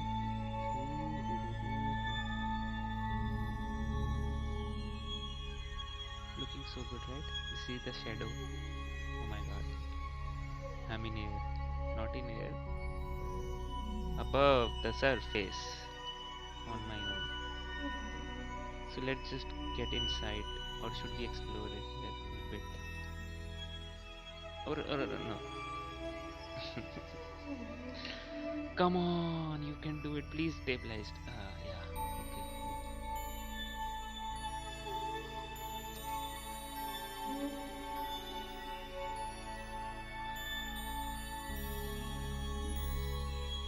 See where we have landed. It's in the South Pole, right? Yep, exactly at the South Pole. You can say that. So let's just return home now.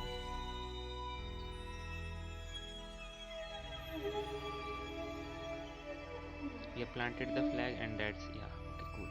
We need to do some science too. Okay, we'll do that too. We have taken the surface samples. And where is the, okay, that is there. Surface gravity here is so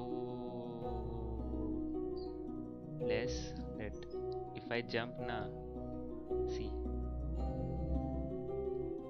that is more than enough to make me go and catch it. No. F, okay, cool. F in the chat. Okay, we need to do the experiments. Mystery go, observe. Mystery go. Experiment. Although I have unlocked all the tech tree, I don't need the science now, but still humanity will, okay, now temperature is recorded properly. Mystery go is done, gravity scan is done, seismic data is done. This is also recorded previously. Okay, and here we need to do the crew report done. That is also done. I haven't expanded the temperature. Oh yeah, the relay antenna, bound signal to relay. I didn't need this strong because I already have a satellite placed in here. See, the relay satellite. See, oh man, these two. Okay, no problem. That's my bad. Now, shh. Okay, let's just go home now. So basically, I need to plan where. We are here. No. And you just go off. Okay, we are here. And we need to go there. And for that. Which is north, which is east? Tell me, guys. I don't know. We are at the South Pole, I know that, but this is the, okay, we are on the poles now, so that does not actually count. Whatever, let's just go and see. launch it and 10, 9, 8, 7, 6, 5, 4, 3, 2, 1. Retract.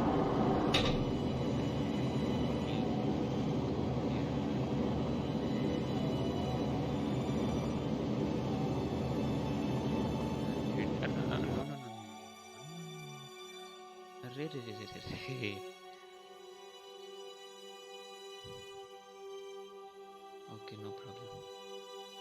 You already achieved so much big.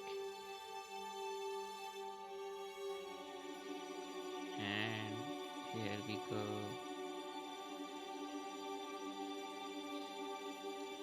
This is not at all how it should have been done. This is so inefficient way, but I have done it so.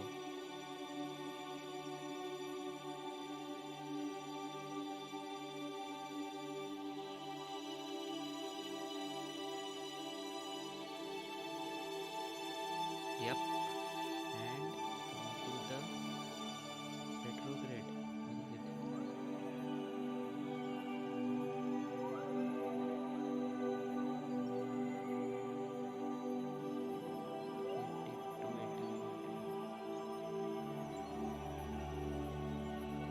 It's okay. I'll do this only, and then it is 47. Oh man, no.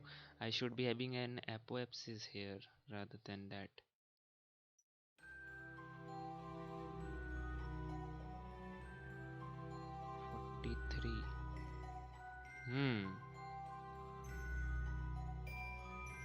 We just have this and we'll do a normal ascent. Okay, no, nothing. Yeah, this one, which is throwing us out of the gravitational wall. Okay, cool. We need to slow down. We'll slow down like this.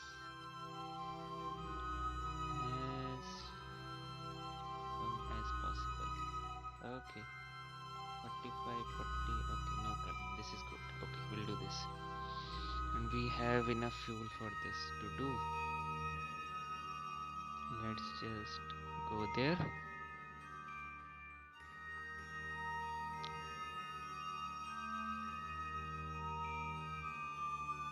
Burn time 4 seconds.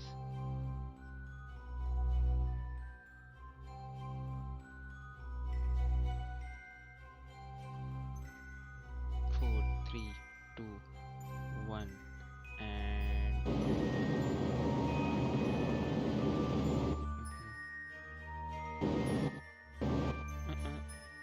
the hell? बहुत ज़्यादा कर दिया.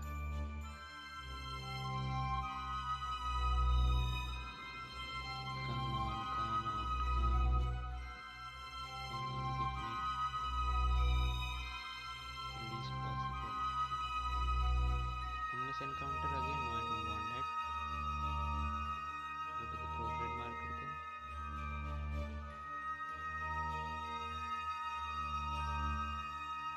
Okay, this is good.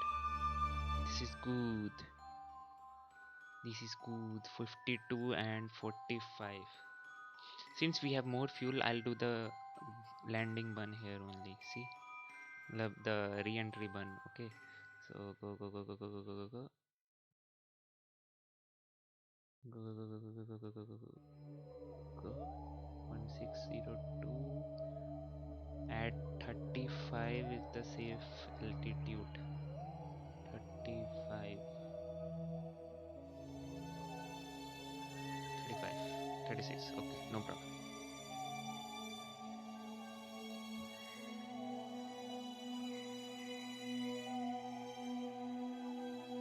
We are going like this and then this. So cool, no? I don't know why is it coming. No problem. Let's just go there. Bye bye, Minmas. Bye bye. Bye bye. 52 days? No. No, no, no, no, no. Stop, stop, stop, stop, stop. What the hell? Wait a second. Where am I right now?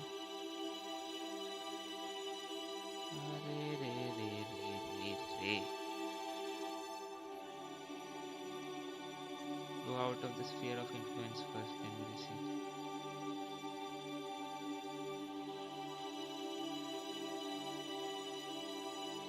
अरे भाई ठीक है, okay go out of the influence.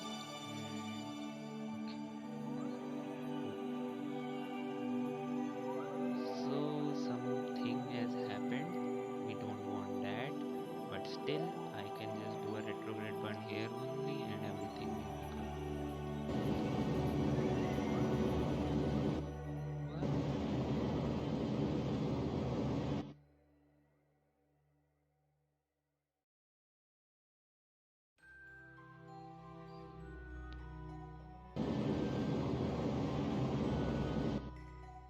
No, moon and panther. Why?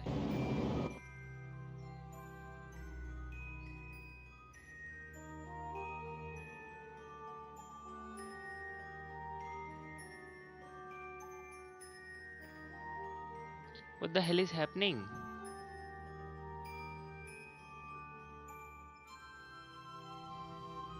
What is happening, man? Okay.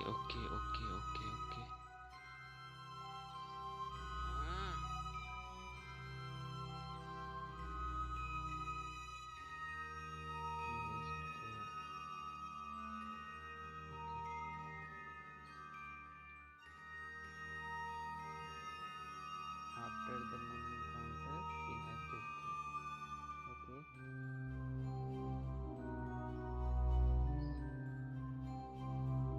Okay. Let's just have this also done. Let's have a flyby of the moon also. Where is the moon here? There it is. It is here. Yeah. Hi moon. Hi moon. Bye moon. Now we are good to go. Yeah, do this.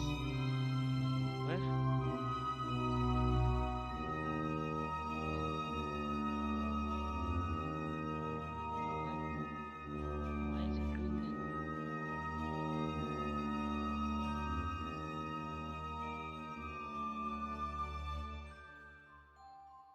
There's some big problem with the sphere of influence happening here. Let me just go and 35. 35. 35. 35. Okay, cool. Go.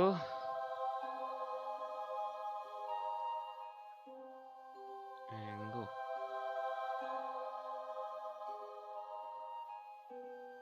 What the hell? Okay, no problem. Shit. Okay, I understood what happened there, but I don't want that. Decrease till 35.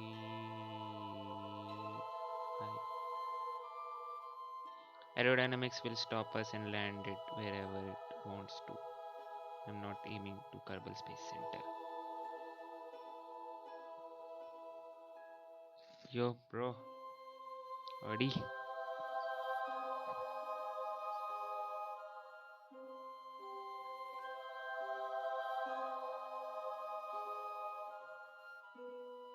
We'll start the burns. We overshoot.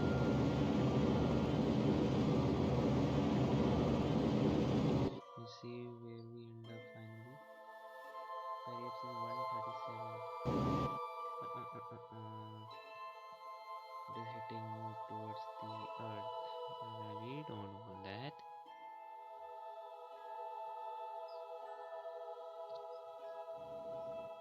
$13, $29, $35. Cool.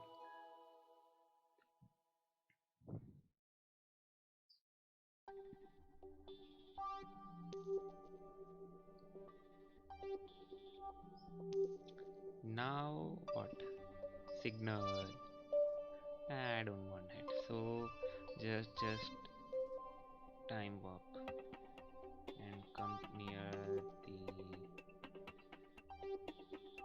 planet Alright, and we are here. Swap safely, otherwise we'll end up doing something really messy. Walk here. And now we can safely ditch this. No, I'll ditch it. Okay, the solar panels, you just go inside.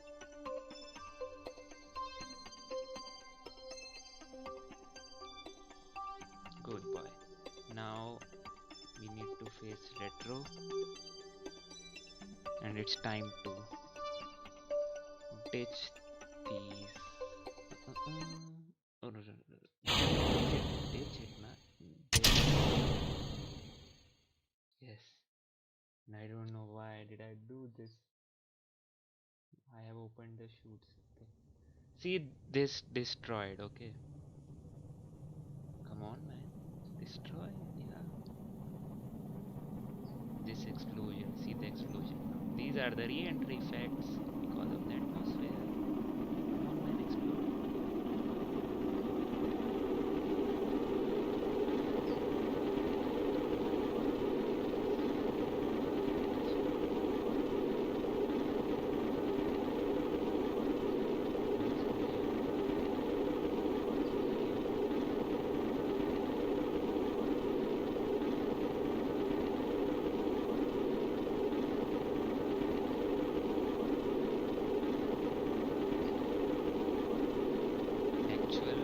Missions also this thing happen.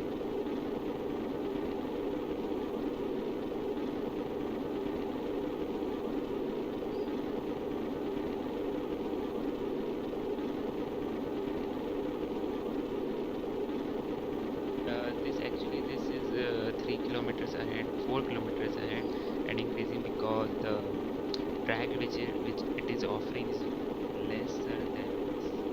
So the speed reduction of this is more than this. That's why we were getting into some explosion. Bad no. We'll end up in the ocean only.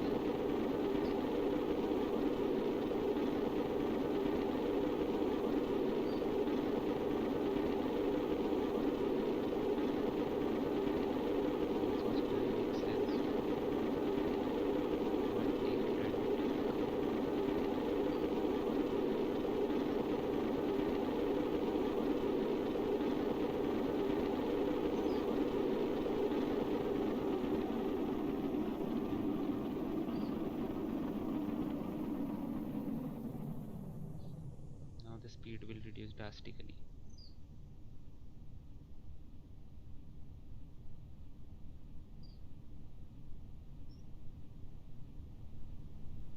I have a bad feeling about the parachutes though.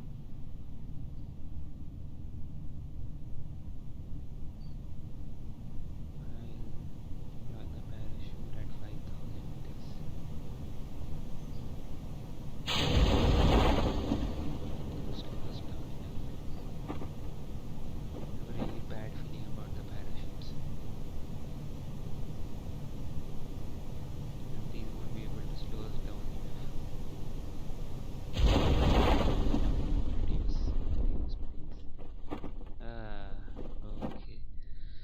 Still 9 meter per second is too much, so I'll just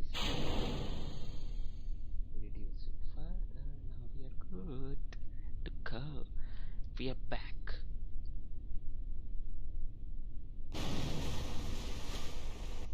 Go and watch it splash down.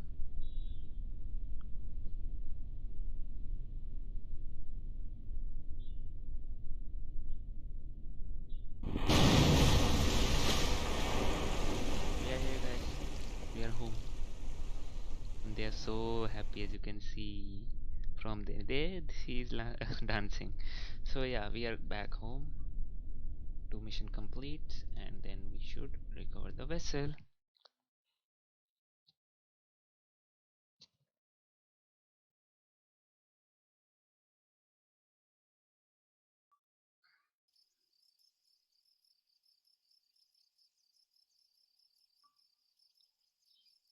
Oh, we got some signs here. Oh. So this was the ending of the mission. What do you want me to do? Tell me guys, what do you want me to do? What do you want me to do? Wait, let me just plan something else.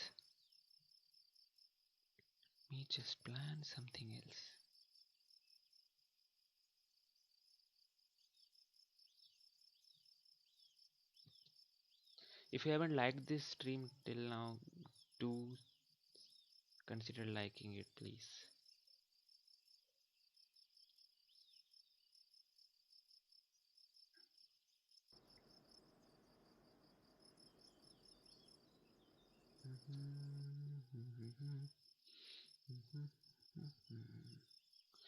Let me play one documentary for you guys. That would be good, right?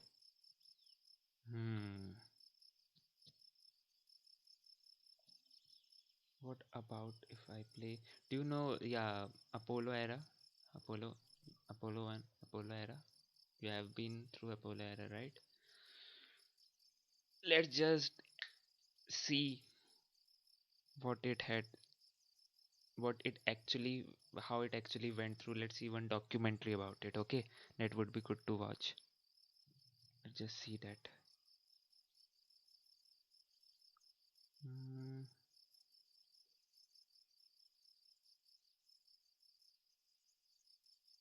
Have you ever noticed how some people just light up a room from the moment that they walk in? Now, if you've ever struggled with speed... Okay, all flight control. Okay. This is good. Gonna go for landing. Retro. Go. I don't. Go. Guidance. Go. Control. Go. Delta. Go. GNC.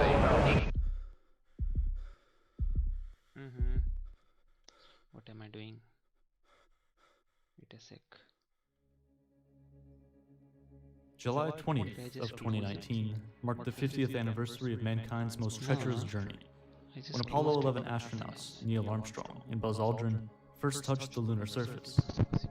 Over 500 million people around the world, 20%. Okay, all flight controllers gonna go for landing. Retro. Go. I don't. Go. Guidance. Go. Control. Go. Delta. Go. GNC. Have a look at it.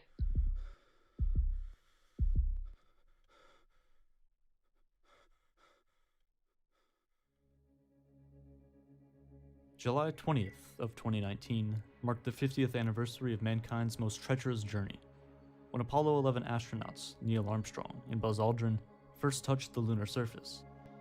Over 500 million people around the world, 20% of the Earth's population at the time, sat eagerly in front of their televisions as they watched the crew descend from the lunar module and take the most famous steps in history.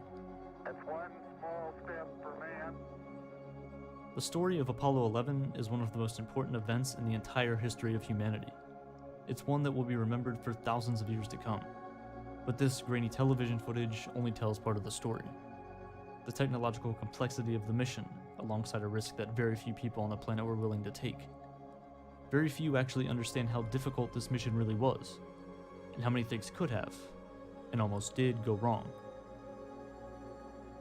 Apollo 11, its 3 crew members, Commander Neil Armstrong, Lunar Module Pilot Buzz Aldrin, and Command Module Pilot Michael Collins. When John F. Kennedy made his proclamation to go to the moon before the decade was out in 1962, this left NASA only 7 years to conceptualize and create a rocket that could push humans to the moon. The end result was the Saturn V rocket. The behemoth stood at over 364 feet tall and weighed upwards of 6.5 million pounds when fully fueled. It included multiple stages, just as modern rockets do, but from this 111-meter machine, this is the only thing that would return to the Earth. It's one thing to build a skyscraper, never used by mankind. T-minus 15 seconds. Guidance is internal. 12, 11, 10, 9. Ignition sequence start. 6, 5, 4, 3, 2, 1, 0. All engine running.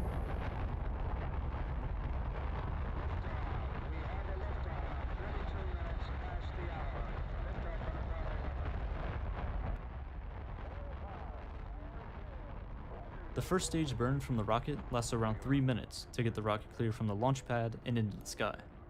It then detaches. This 4B third and final stage of the rocket burn begins and gets Apollo 11 into their correct orbit around the Earth.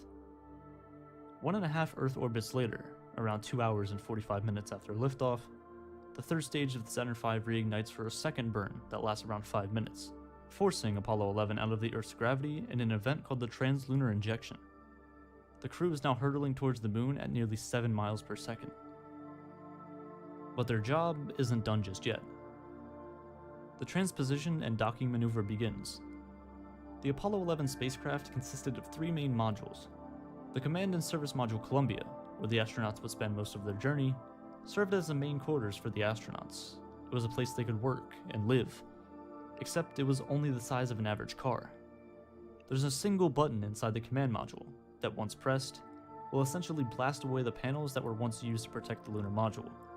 Once this happens, the command module uses small thrust rockets to separate the spacecrafts.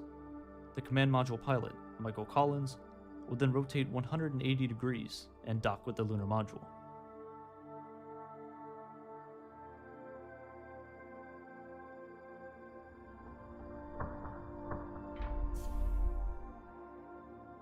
The new joint spacecraft then separates from the third stage of the rocket. They're now in the configuration needed to enter lunar orbit. From sitting on the launch pad at Cape Canaveral, to reconfiguring their docking situation in space, to now being on course to the moon, the launch of Apollo 11 is concluded just 3.5 hours after liftoff. And now, we wait. During their journey, Apollo 11 broadcast live footage from inside the cabin back to Earth for the entire world to see, in perhaps the most iconic television broadcasts of all time. The entire continent, North America, down to the Yucatan Peninsula, Cuba, and then I run out of window. In this small But this broadcast, but do you know this broadcast how it went?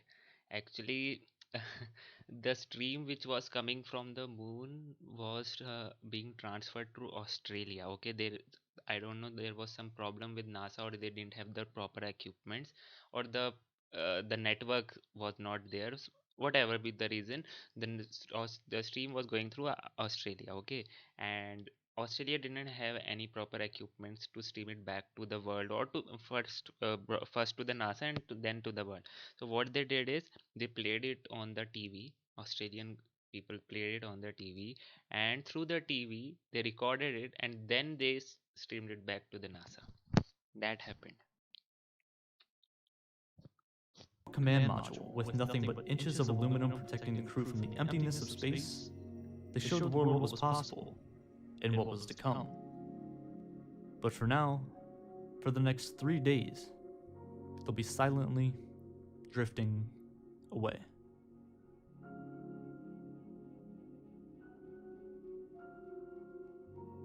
"75 hours into the mission, on July 19th, with Earth over 206,000 miles away, Apollo 11 reaches the moon. After flying behind the far side of the moon, contact with Earth was lost.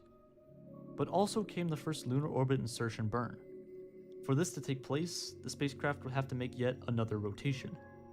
Now flying engine first around the moon, a 357-second engine burn would place the spacecraft into their initial orbit. God, that's a big, gigantic crater. Look at the mountains going around it. My gosh, there, man. God, there's a big mother over here, too. This actually this orbit insertion, okay, this was there, but that was a parking orbit. Then they scanned the landing sites through it. They knew about the landing site, but to have a clear view, they approached the orbit, which was the equator. Actually, that was equatorial orbit, and then they scanned the landing sites, and then they land. And the landing was done. Actually, the whatever. Okay, see. That will be covered in this video. Okay, no problem. Look at those craters in a row. The voice is clear, right? The video Now sound successfully is clear, orbiting and the my moon, voice is also clear, right? real intentions of the mission begin. Current space missions usually involve extreme precision, and Apollo 11 was no different. Except in one way. Rather than landing at a precise location on the moon, Their objective was to just land safely in a rough area, and hopefully live to tell the tale. The odds of landing, in the astronauts' own words, were about 50-50. They didn't know about what will happen in the moon. It was like a pure gamble which they played. Every previous Apollo mission led up to this moment.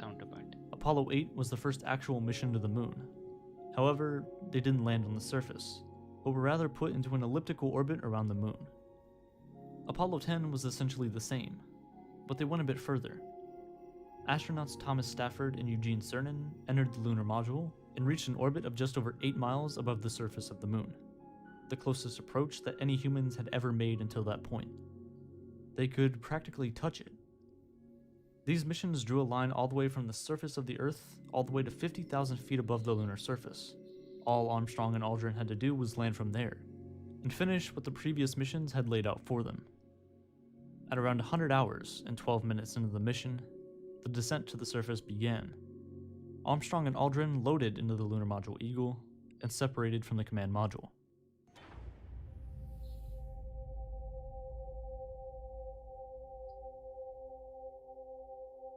Roger, Eagle, contact. Roger, how does it look? The Eagle has me. Roger. I think you got a fine looking flying machine there, Eagle. The sight stacked you upside down. One more orbit around the moon, about an hour and a half later, and the descent engines fire, placing the lunar module into a lower orbit, a trajectory nearly identical to Apollo 10's. The lunar module had 3 different landing programs that would be cycled throughout the landing process. They are, in order, P-63, P-64, and P-66. So yeah, power descent initiation. Each of these had different purposes and had to be carefully executed. Retrograde burn was there. Like I landed on Lunar. Engine arm off. Port 13 is in. Listen,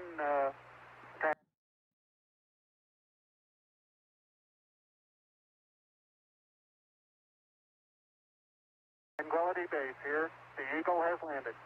Roger, Tranquility. We copy you on the ground. Landed. You got a bunch of guys about to turn blue. We're breathing again. Thanks a lot. Thank you. You're looking good here. Okay, we're going to be busy for a minute. "102 hours, 45 minutes, and 39 seconds after liftoff, the lunar module touched down in the Sea of Tranquility. They used almost every last bit of fuel trying to find a landing spot that was suitable. It's like driving a car with the gas gauge on empty. You could run out at any second. I should say, I think. No one knows exactly how much, but estimates say there were 15 seconds of fuel left. The flight plan called for the first steps on the surface to begin after a 4-hour rest period, but considering they had just landed on the moon for the first time ever, sleep wasn't exactly their first priority. The EVA was moved ahead, and they began suiting up. 109 hours and 7 minutes into their mission, Neil Armstrong began descending down the lunar module. Okay, Houston, I'm on the porch. Roger, Neil. I'm at the foot of the ladder. The LEM footpads are only depressed in the surface about 1 or 2 inches, although the surface appears to be very, very fine-grained as you get close to it. It's almost like a powder. I'm going to step off the LEM now. And That's here we one have the small iconic step image. for man, Yeah, iconic speech. 1 giant leap for mankind. Buzz Aldrin follows him outside, nearly 20 minutes later. Jake, ready for me to come out? Okay, now I want to back up and partially close the hatch. Making sure not to lock it on my way out. Guys, if you haven't subscribed till now, what are you waiting for? For the next 2 hours, the moon's population, hit the subscribe for the button, first time in its existence, give it a thumbs up, and changed from share 0 it with your friends, guys. to 2. The more exciting launches. They spent their and time these collecting things samples will of be rocks covered and in dirt, this channel. taking photographs You of can check out everything this in channel sight, for more info. which included both You'll astronauts. find it interesting, but don't forget to turn on the captions. Scientific experiments were also left on the surface. A seismometer, which would be used to measure moonquakes, was left right outside the landing area. A retroreflector was also left, and is used to measure the exact distance between the Earth and the Moon. The TV camera left on the surface allowed everyone to see things firsthand. In that moment, despite all the conflict on Earth, despite social status, despite wealth or intelligence, every person was one. We had made our mark on another world, and this signified that. But before you knew it, both men returned to the lunar module. At 111 hours, 37 minutes, and 30 seconds into the mission, the last footstep on the moon was taken. Anything more before I head on up, Bruce? Negative. Head on up the ladder, Buzz. Adios, amigo. And now, sleep. In this video, I'm going to create this ebook in just 2 minutes.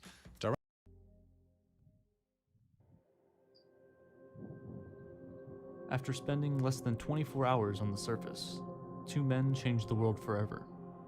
They were now set to be reunited with the command module and sent on their way home. But this was yet another even more dangerous task. Yes. So the Saturn V guys, here I want to tell you one thing. Basically, here now the ascent procedure will be taken care of.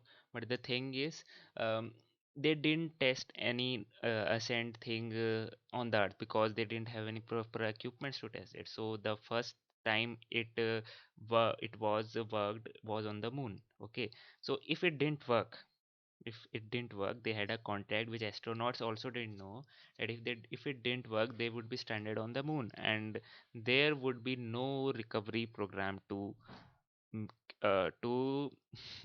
bring them back. There was no recovery recovery mission planned. Okay, and this was not told to the astronauts. Okay, I don't know why, but this was not whatever. If something bad happened, if anything happened on the moon, then they will, what they will do, they'll say we have lost the communication from the Apollo module, and we are trying to establish it, and we have lost the communication. They'll keep on saying that, and after some times, we have lost the man. They won't be saying we have lost the man, but they'll say we have lost the communication. We can't communicate, so we don't know what to do. This is what they would say. So that was a little fun fact which I wanted to share, and I shared. So now we can watch the video again. Liftoff had 5 engines on launch, but Eagle had 1. It is the one and only way to get back into orbit. It's the only way home. This also couldn't be tested on Earth in the same conditions that it would be in on the moon. The first and only firing of the ascent engine came during the real thing. The lunar module only had enough oxygen for 2 men for 2 days. If something had broken during landing, or if the engine didn't ignite for any reason, there was 0 chance for recovery. And you're cleared for takeoff. Roger, understand. We're number 1 on the runway. 9, 8, 7, 6, 5, port stage, engine arm ascent, proceed. And it fired. Luckily, fate was on our side. On the 9th day, 195 hours in, it's time for re-entry.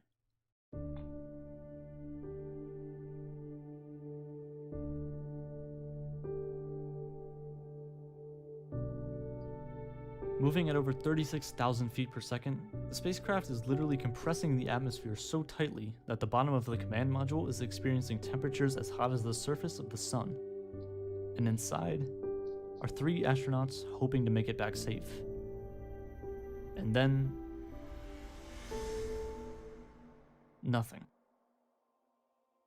Due to the sheer heat of re-entry, ionized air forms around the spacecraft, causing all radio communications to be lost. For the next few minutes, this blackout will be one of the most stress-inducing moments of the entire mission. You can't track them, you can't speak to them, all you can do is wait. But if you wait long enough, things might not turn out so bad.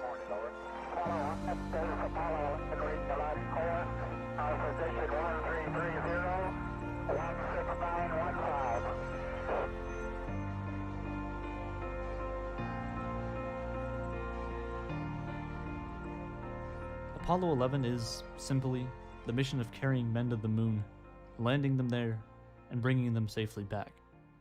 To think about these men, all of which who had families, kids, lives that they left behind, to go on quite literally the loneliest mission in the past million years. They left behind everything they knew, including the only planet they've ever known, the only place in the known universe that's habitable. Command Module pilot Michael Collins was perhaps the loneliest man in existence during this mission. Every lunar orbit, as he passed behind the dark side of the moon, all communications were lost, with the ground and with the men on the surface. For those 47 minutes, he had himself, and only himself, to keep him company. No human has ever experienced this level of solitude in the history of mankind. But once they made it home, they weren't so lonely anymore. They were superstars. From complete and utter solitude to global recognition almost overnight. This image, although it seems just like another moon photograph, is different. This photo contains every single person alive in existence at the time, except for one, Michael Collins orbiting the moon. That's everyone, right there. A snapshot of humanity from our nearest neighbor. And although it has been over 50 years since that historic day, it's not the end of our journey. We came in peace for all mankind, and without a doubt, we will return. In Artemis 2024 mission.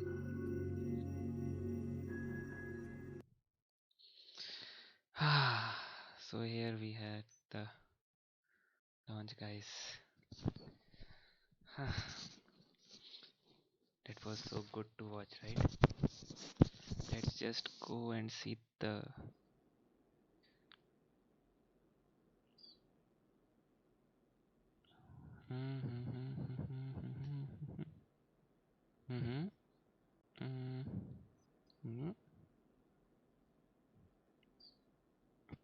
yeah, okay.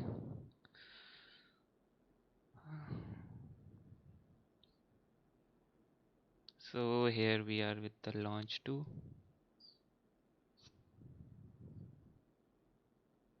Nothing is happening right now here. So guys, that was Apollo 11, which you saw. That was the whole story of Apollo 11. Quite interesting, no? Right? Many facts you must not be knowing, and now you know about it. That is so cool, right? Right?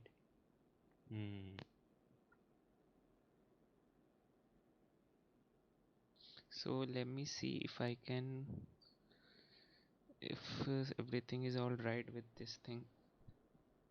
Wait a sec, just because it's around time to launch it. 7:43 means 10:13 is about to happen. Not about to happen, still 10-15 minutes are left, but still.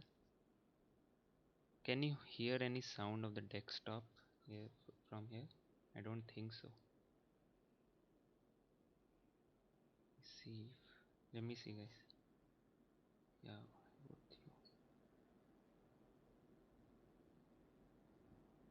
now you must be something. Okay, whatever. I was talking about the Apollo mission. Okay, so this is Atlas Mission Control at T-minus 4 minutes. We are back. Welcome back to the Atlas Spaceflight Operations Center at Cape Canaveral in live coverage of the launch of USSF 7. We are approaching the opening of our second 10-minute launch window today at 10:13 a.m. Eastern. And Liftoff we can did see not the occur weather during the is first good. 10-minute window I due to think weather, so good now. and the weather continues to be no-go for the cumulus cloud Wow, rule, high no ground go. winds, and the field mill rule, which governs the electrical potential in the air. The launch team has developed a plan to perform manual monitoring of the ground wind limit instead of relying on computer control that could trip the terminal count. Our normal wind monitoring watches for wind gusts from the start of terminal count at T-minus 4 minutes down to T-minus 11 seconds. We are manually monitoring those parameters now, starting at T-minus 3 minutes instead of T-minus 4, to shorten the amount of time we need to go without a gust to increase our chances of launching today.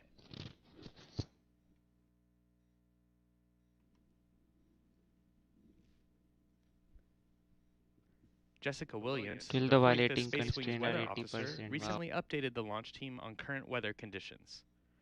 The probability of violating launch constraints is 80%. The ground winds are 20 to 26 knots out of the northeast, and the temperature is 76 degrees Fahrenheit. Don't think so this will happen today, guys. And I don't want it to happen if the conditions are not good. Because I don't want everyone wants to see the explosion. I know that, I get it. But as a reminder, the I don't want to USSF-7 get, launch I carries don't a want that special to get dedication. destroyed, the payload to get Together and with the even Space the rocket Force, to get ULA is destroyed, honoring healthcare so workers, first many responders, people and so other much essential of money is personnel put on the into it, front and if it lines. just go With this into launch, flames, we also stand in that is not solidarity with acceptable. those personally suffering or experiencing loss due to the virus. America Strong is a national salute to all those who have given so much during this pandemic. The Department of Defense and United Launch Alliance salute each American serving on the front lines in our fight against COVID-19. Guys, give We it are a all like, in this give together. it a like, come on guys, give it a like. Following And liftoff, whosoever a few has special guests will disliked, share their I don't know perspective on the what role of our he or heroes in she this fight. has find it not good, but okay, it's okay. But we remain in whosoever the is planned watching it right 30-minute now, please hold give it as a we like. continue towards liftoff. In a few moments, launch conductor Dylan Rice will pull the launch team for the final go to pick up the countdown. Range coordinator, last time he interrupted and I don't want that to happen again. Let's see.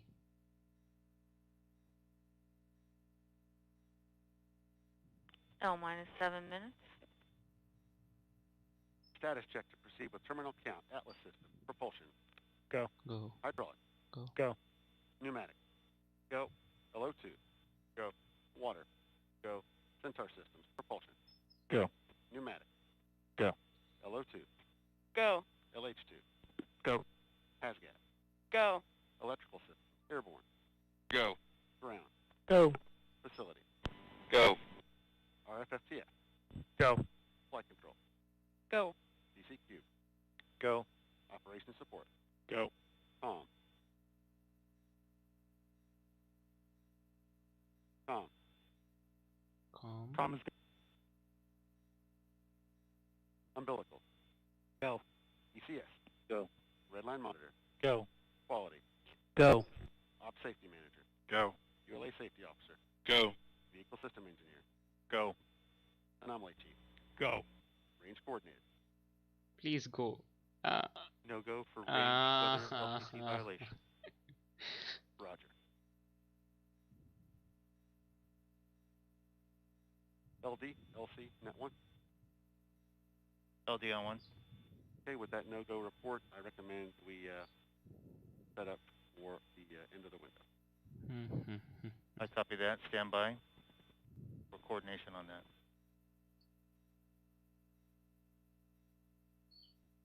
Again a no-go. Wow. Don't think so. This will happen today, guys. I don't want that, but I want it to be launched We're successfully. now resetting for a launch opportunity at the end of the window at 10:23 a.m. Eastern. Yes, 10 minutes. Nothing will happen in 10 minutes. Everyone Go knows. LD. Yeah, please coordinate a new T0 of 14:23:00 Zulu. Roger. 1423 Zulu. RC, LC, net 1. Go. Please coordinate a new T0 of 142300 Zulu with the range. Roger. ALC, please reset the countdown clock for a new T0 of 142300 Zulu. Roger.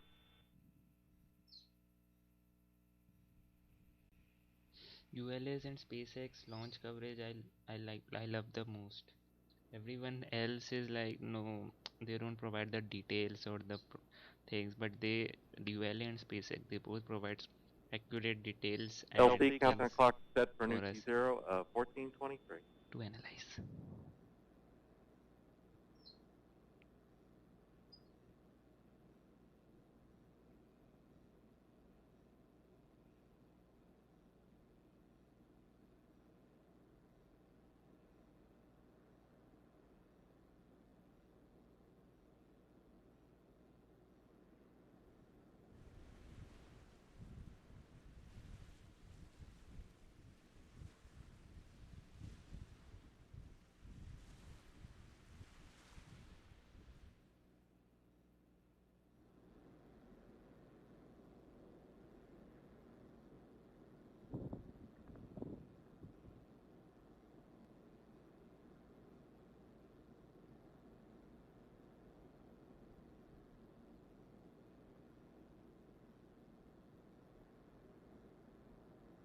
LD, LC, net 1. LD on 1. Okay, per Sorry, our Deep Blue, previous I can't discussion understand regarding what you the have written. Can you go please pending for the end of the window, write in English? the plan would be to have the range coordinator report go pending, the final status check, and if the weather violations do not clear, have the range rock report no-go at 60 seconds. Concur? I concur. Roger. RC, LC, 1. RC, go. Okay, please coordinate a go pending with the rock, having the rock report See no-go the if weather constraints condition. are not cleared at T-minus 60 seconds. Roger. And your T0 is approved. Roger.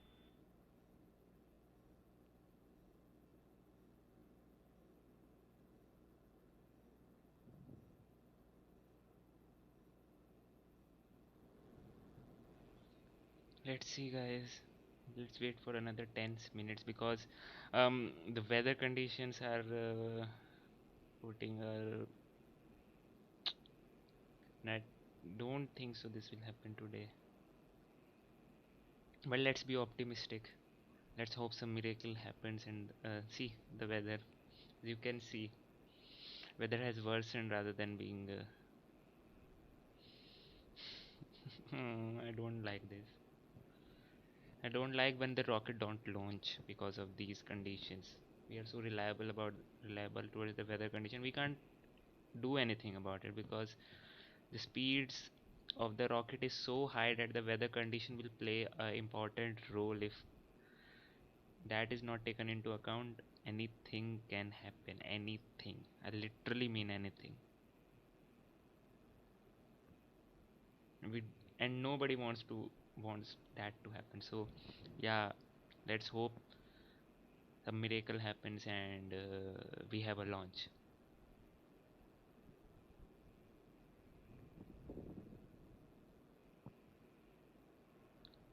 Deep Blue, I am telling you again, I can't understand what you have written. So if you can type in English, I can answer if you have asked any question.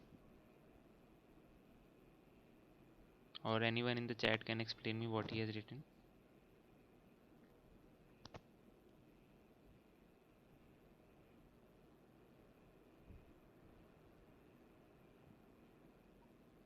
Anyone has any questions about the launch or any other thing about the rocket science, space? You can ask me, I'll answer. This is the onboard camera view of the rocket. You can see the white, all that is ice. Did you see that white thing? This white thing?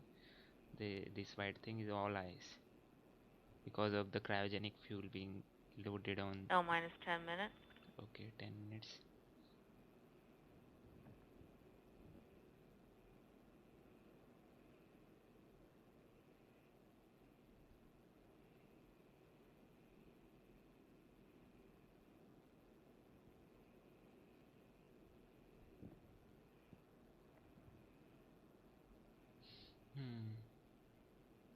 So this is the launch tower, mobile launch tower, guys. Mobile launch tower. You know what is mobile launch tower? Anyone? This is a mobile launch tower. Okay. Mobile launch tower actually means the word itself explains it. I don't have to explain. Yeah, what you are thinking is right. And here. Oh, sorry.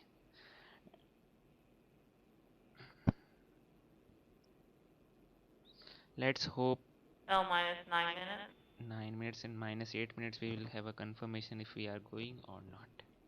Because the range coordinator has interrupted once again, and if he interrupts it again, then we can't do anything about it and we have to skip the launch today.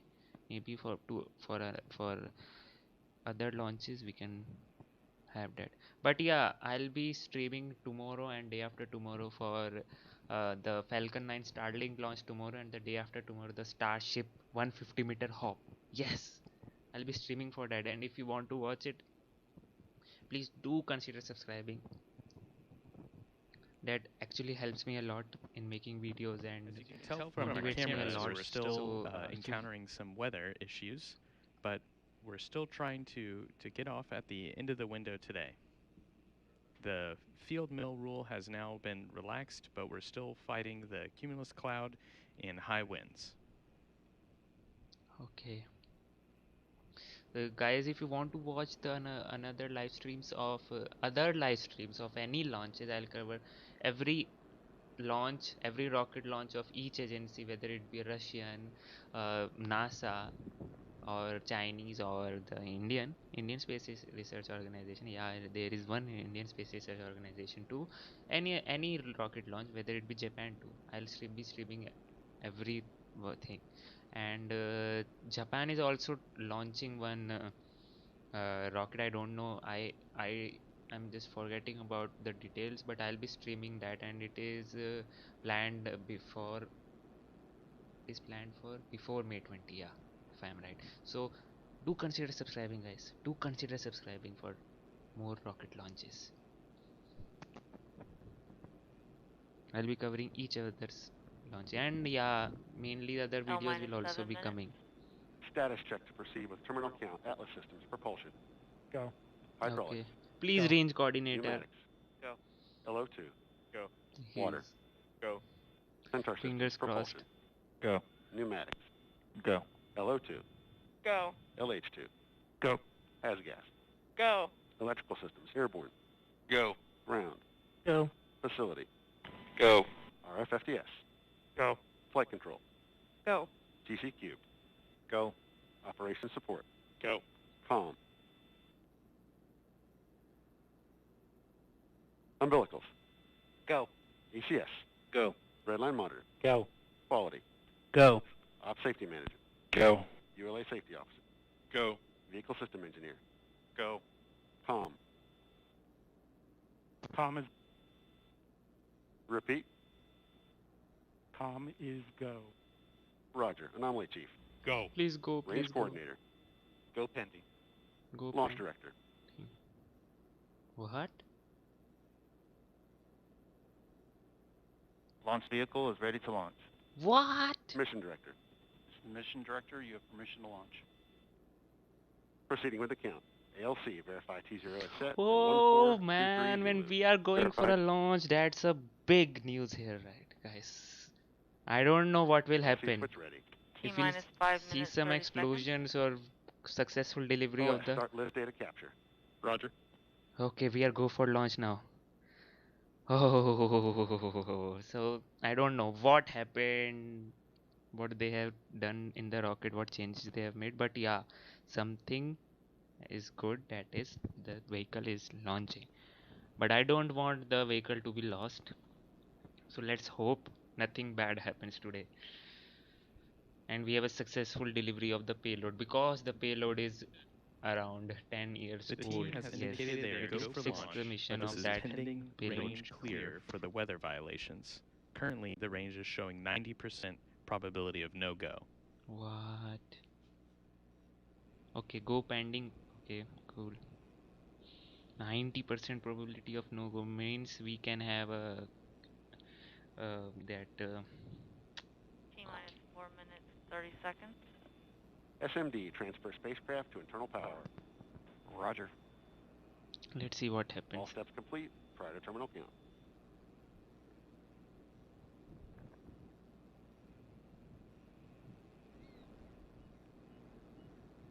You have a beautiful view of birds flying around. On my And mark, the rocket. time will be T-minus 4 minutes in count. And we have a drone. I think so. This is a drone. 3, 2, 1, One. mark. Team. Okay. Release. We have a T-minus countdown. 3 minutes, T 55 minus seconds. 4 minutes Ground has power started, enabled. and we are waiting for the range coordinator to to have a go for launch, because it says, if I remember correctly, it said go pending. But let's see. The countdown has started, and you can see the fumes will. There will be a time when fuels will become more intense, cause it will be pressurizing the fuel pipelines will be pressurizing it more and more and more till we have approached the final liftoff, and then it will separate and then we'll have a liftoff. The countdown clock has resumed and we are currently go pending for launch at 10:23 a.m. Yes. Eastern. And I don't think so this will happen. We have a go pending, not to go for launch because of the range coordinator. T-minus 2 We have minutes, 50 90% seconds. probability of Atlas destruction, tank so flight pressure. FCS internal. go X-37B, yes. Go X-37B. But I don't want it to be destroyed, so let's finger crossed. And I don't think so this will happen also. Let's see. Let's just wait and watch. We can't do anything about it.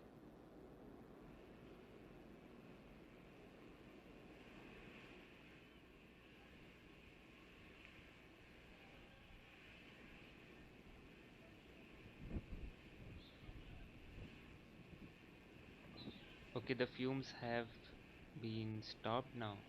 Cool. T-minus 1 minute, 59 seconds. Vehicle internal. 155. Launch sequencer start. 150. Securing Centaur LH2. Securing Centaur LO2.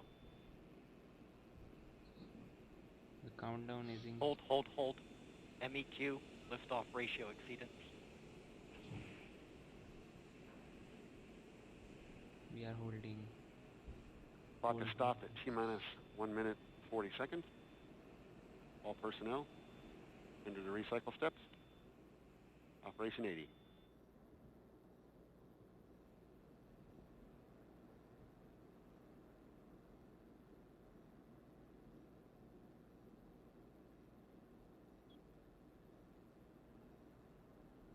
The countdown stopped. Hold.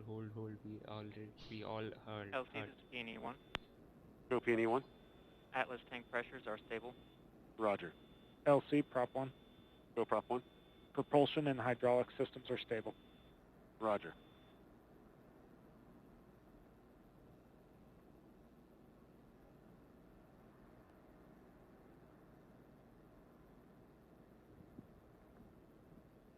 LC is flight control.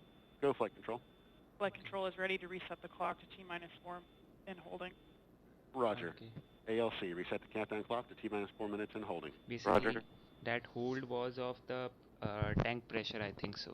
We saw the fumes stopped. I think so the pressure was not enough. And that's why the fueling occurred, and again the clock has reset. Clock is being reset to T-minus 4 minutes.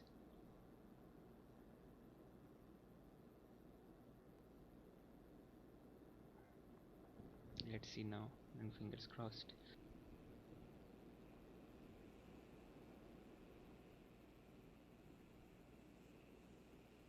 LC is flight control. Go. SS VAPS inactive. FCS in free flight mode. Roger.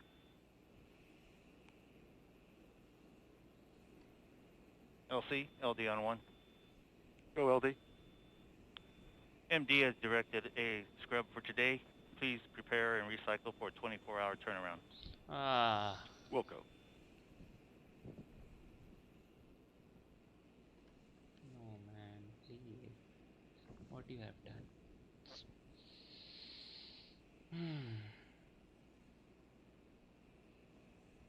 Turnaround of 24 hours, that simply means today the launch won't be happening, guys. I think so the launch window will, let's have a confirmation from the mission control and see what will happen. And basically then also if all tomorrow also if that This is Atlas Mission Control. It has been confirmed that we will not continue with USSF 7 launch activities this morning. We have a 24-hour recycle, so our next launch attempt will be tomorrow at 9:14 a.m. Eastern. For the most up-to-date information, please visit ulalaunch.com. Follow us at ULA Launch or call 1-877-ULA-4321. This concludes today's broadcast. I'm Tyler Strickland. Thank you for joining us.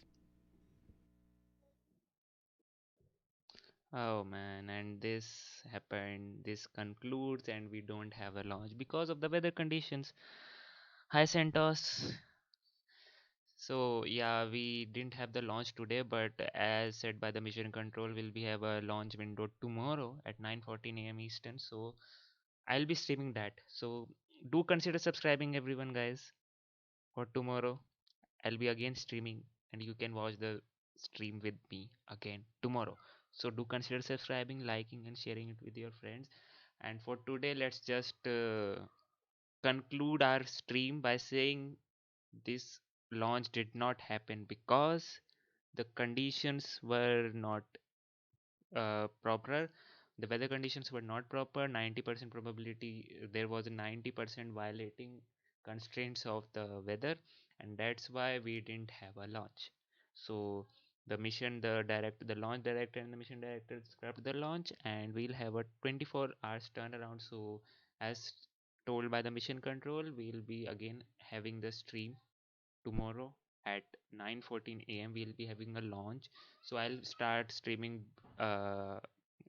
before it, 30 minutes before it. So do consider subscribing, and have a be safe, stay home,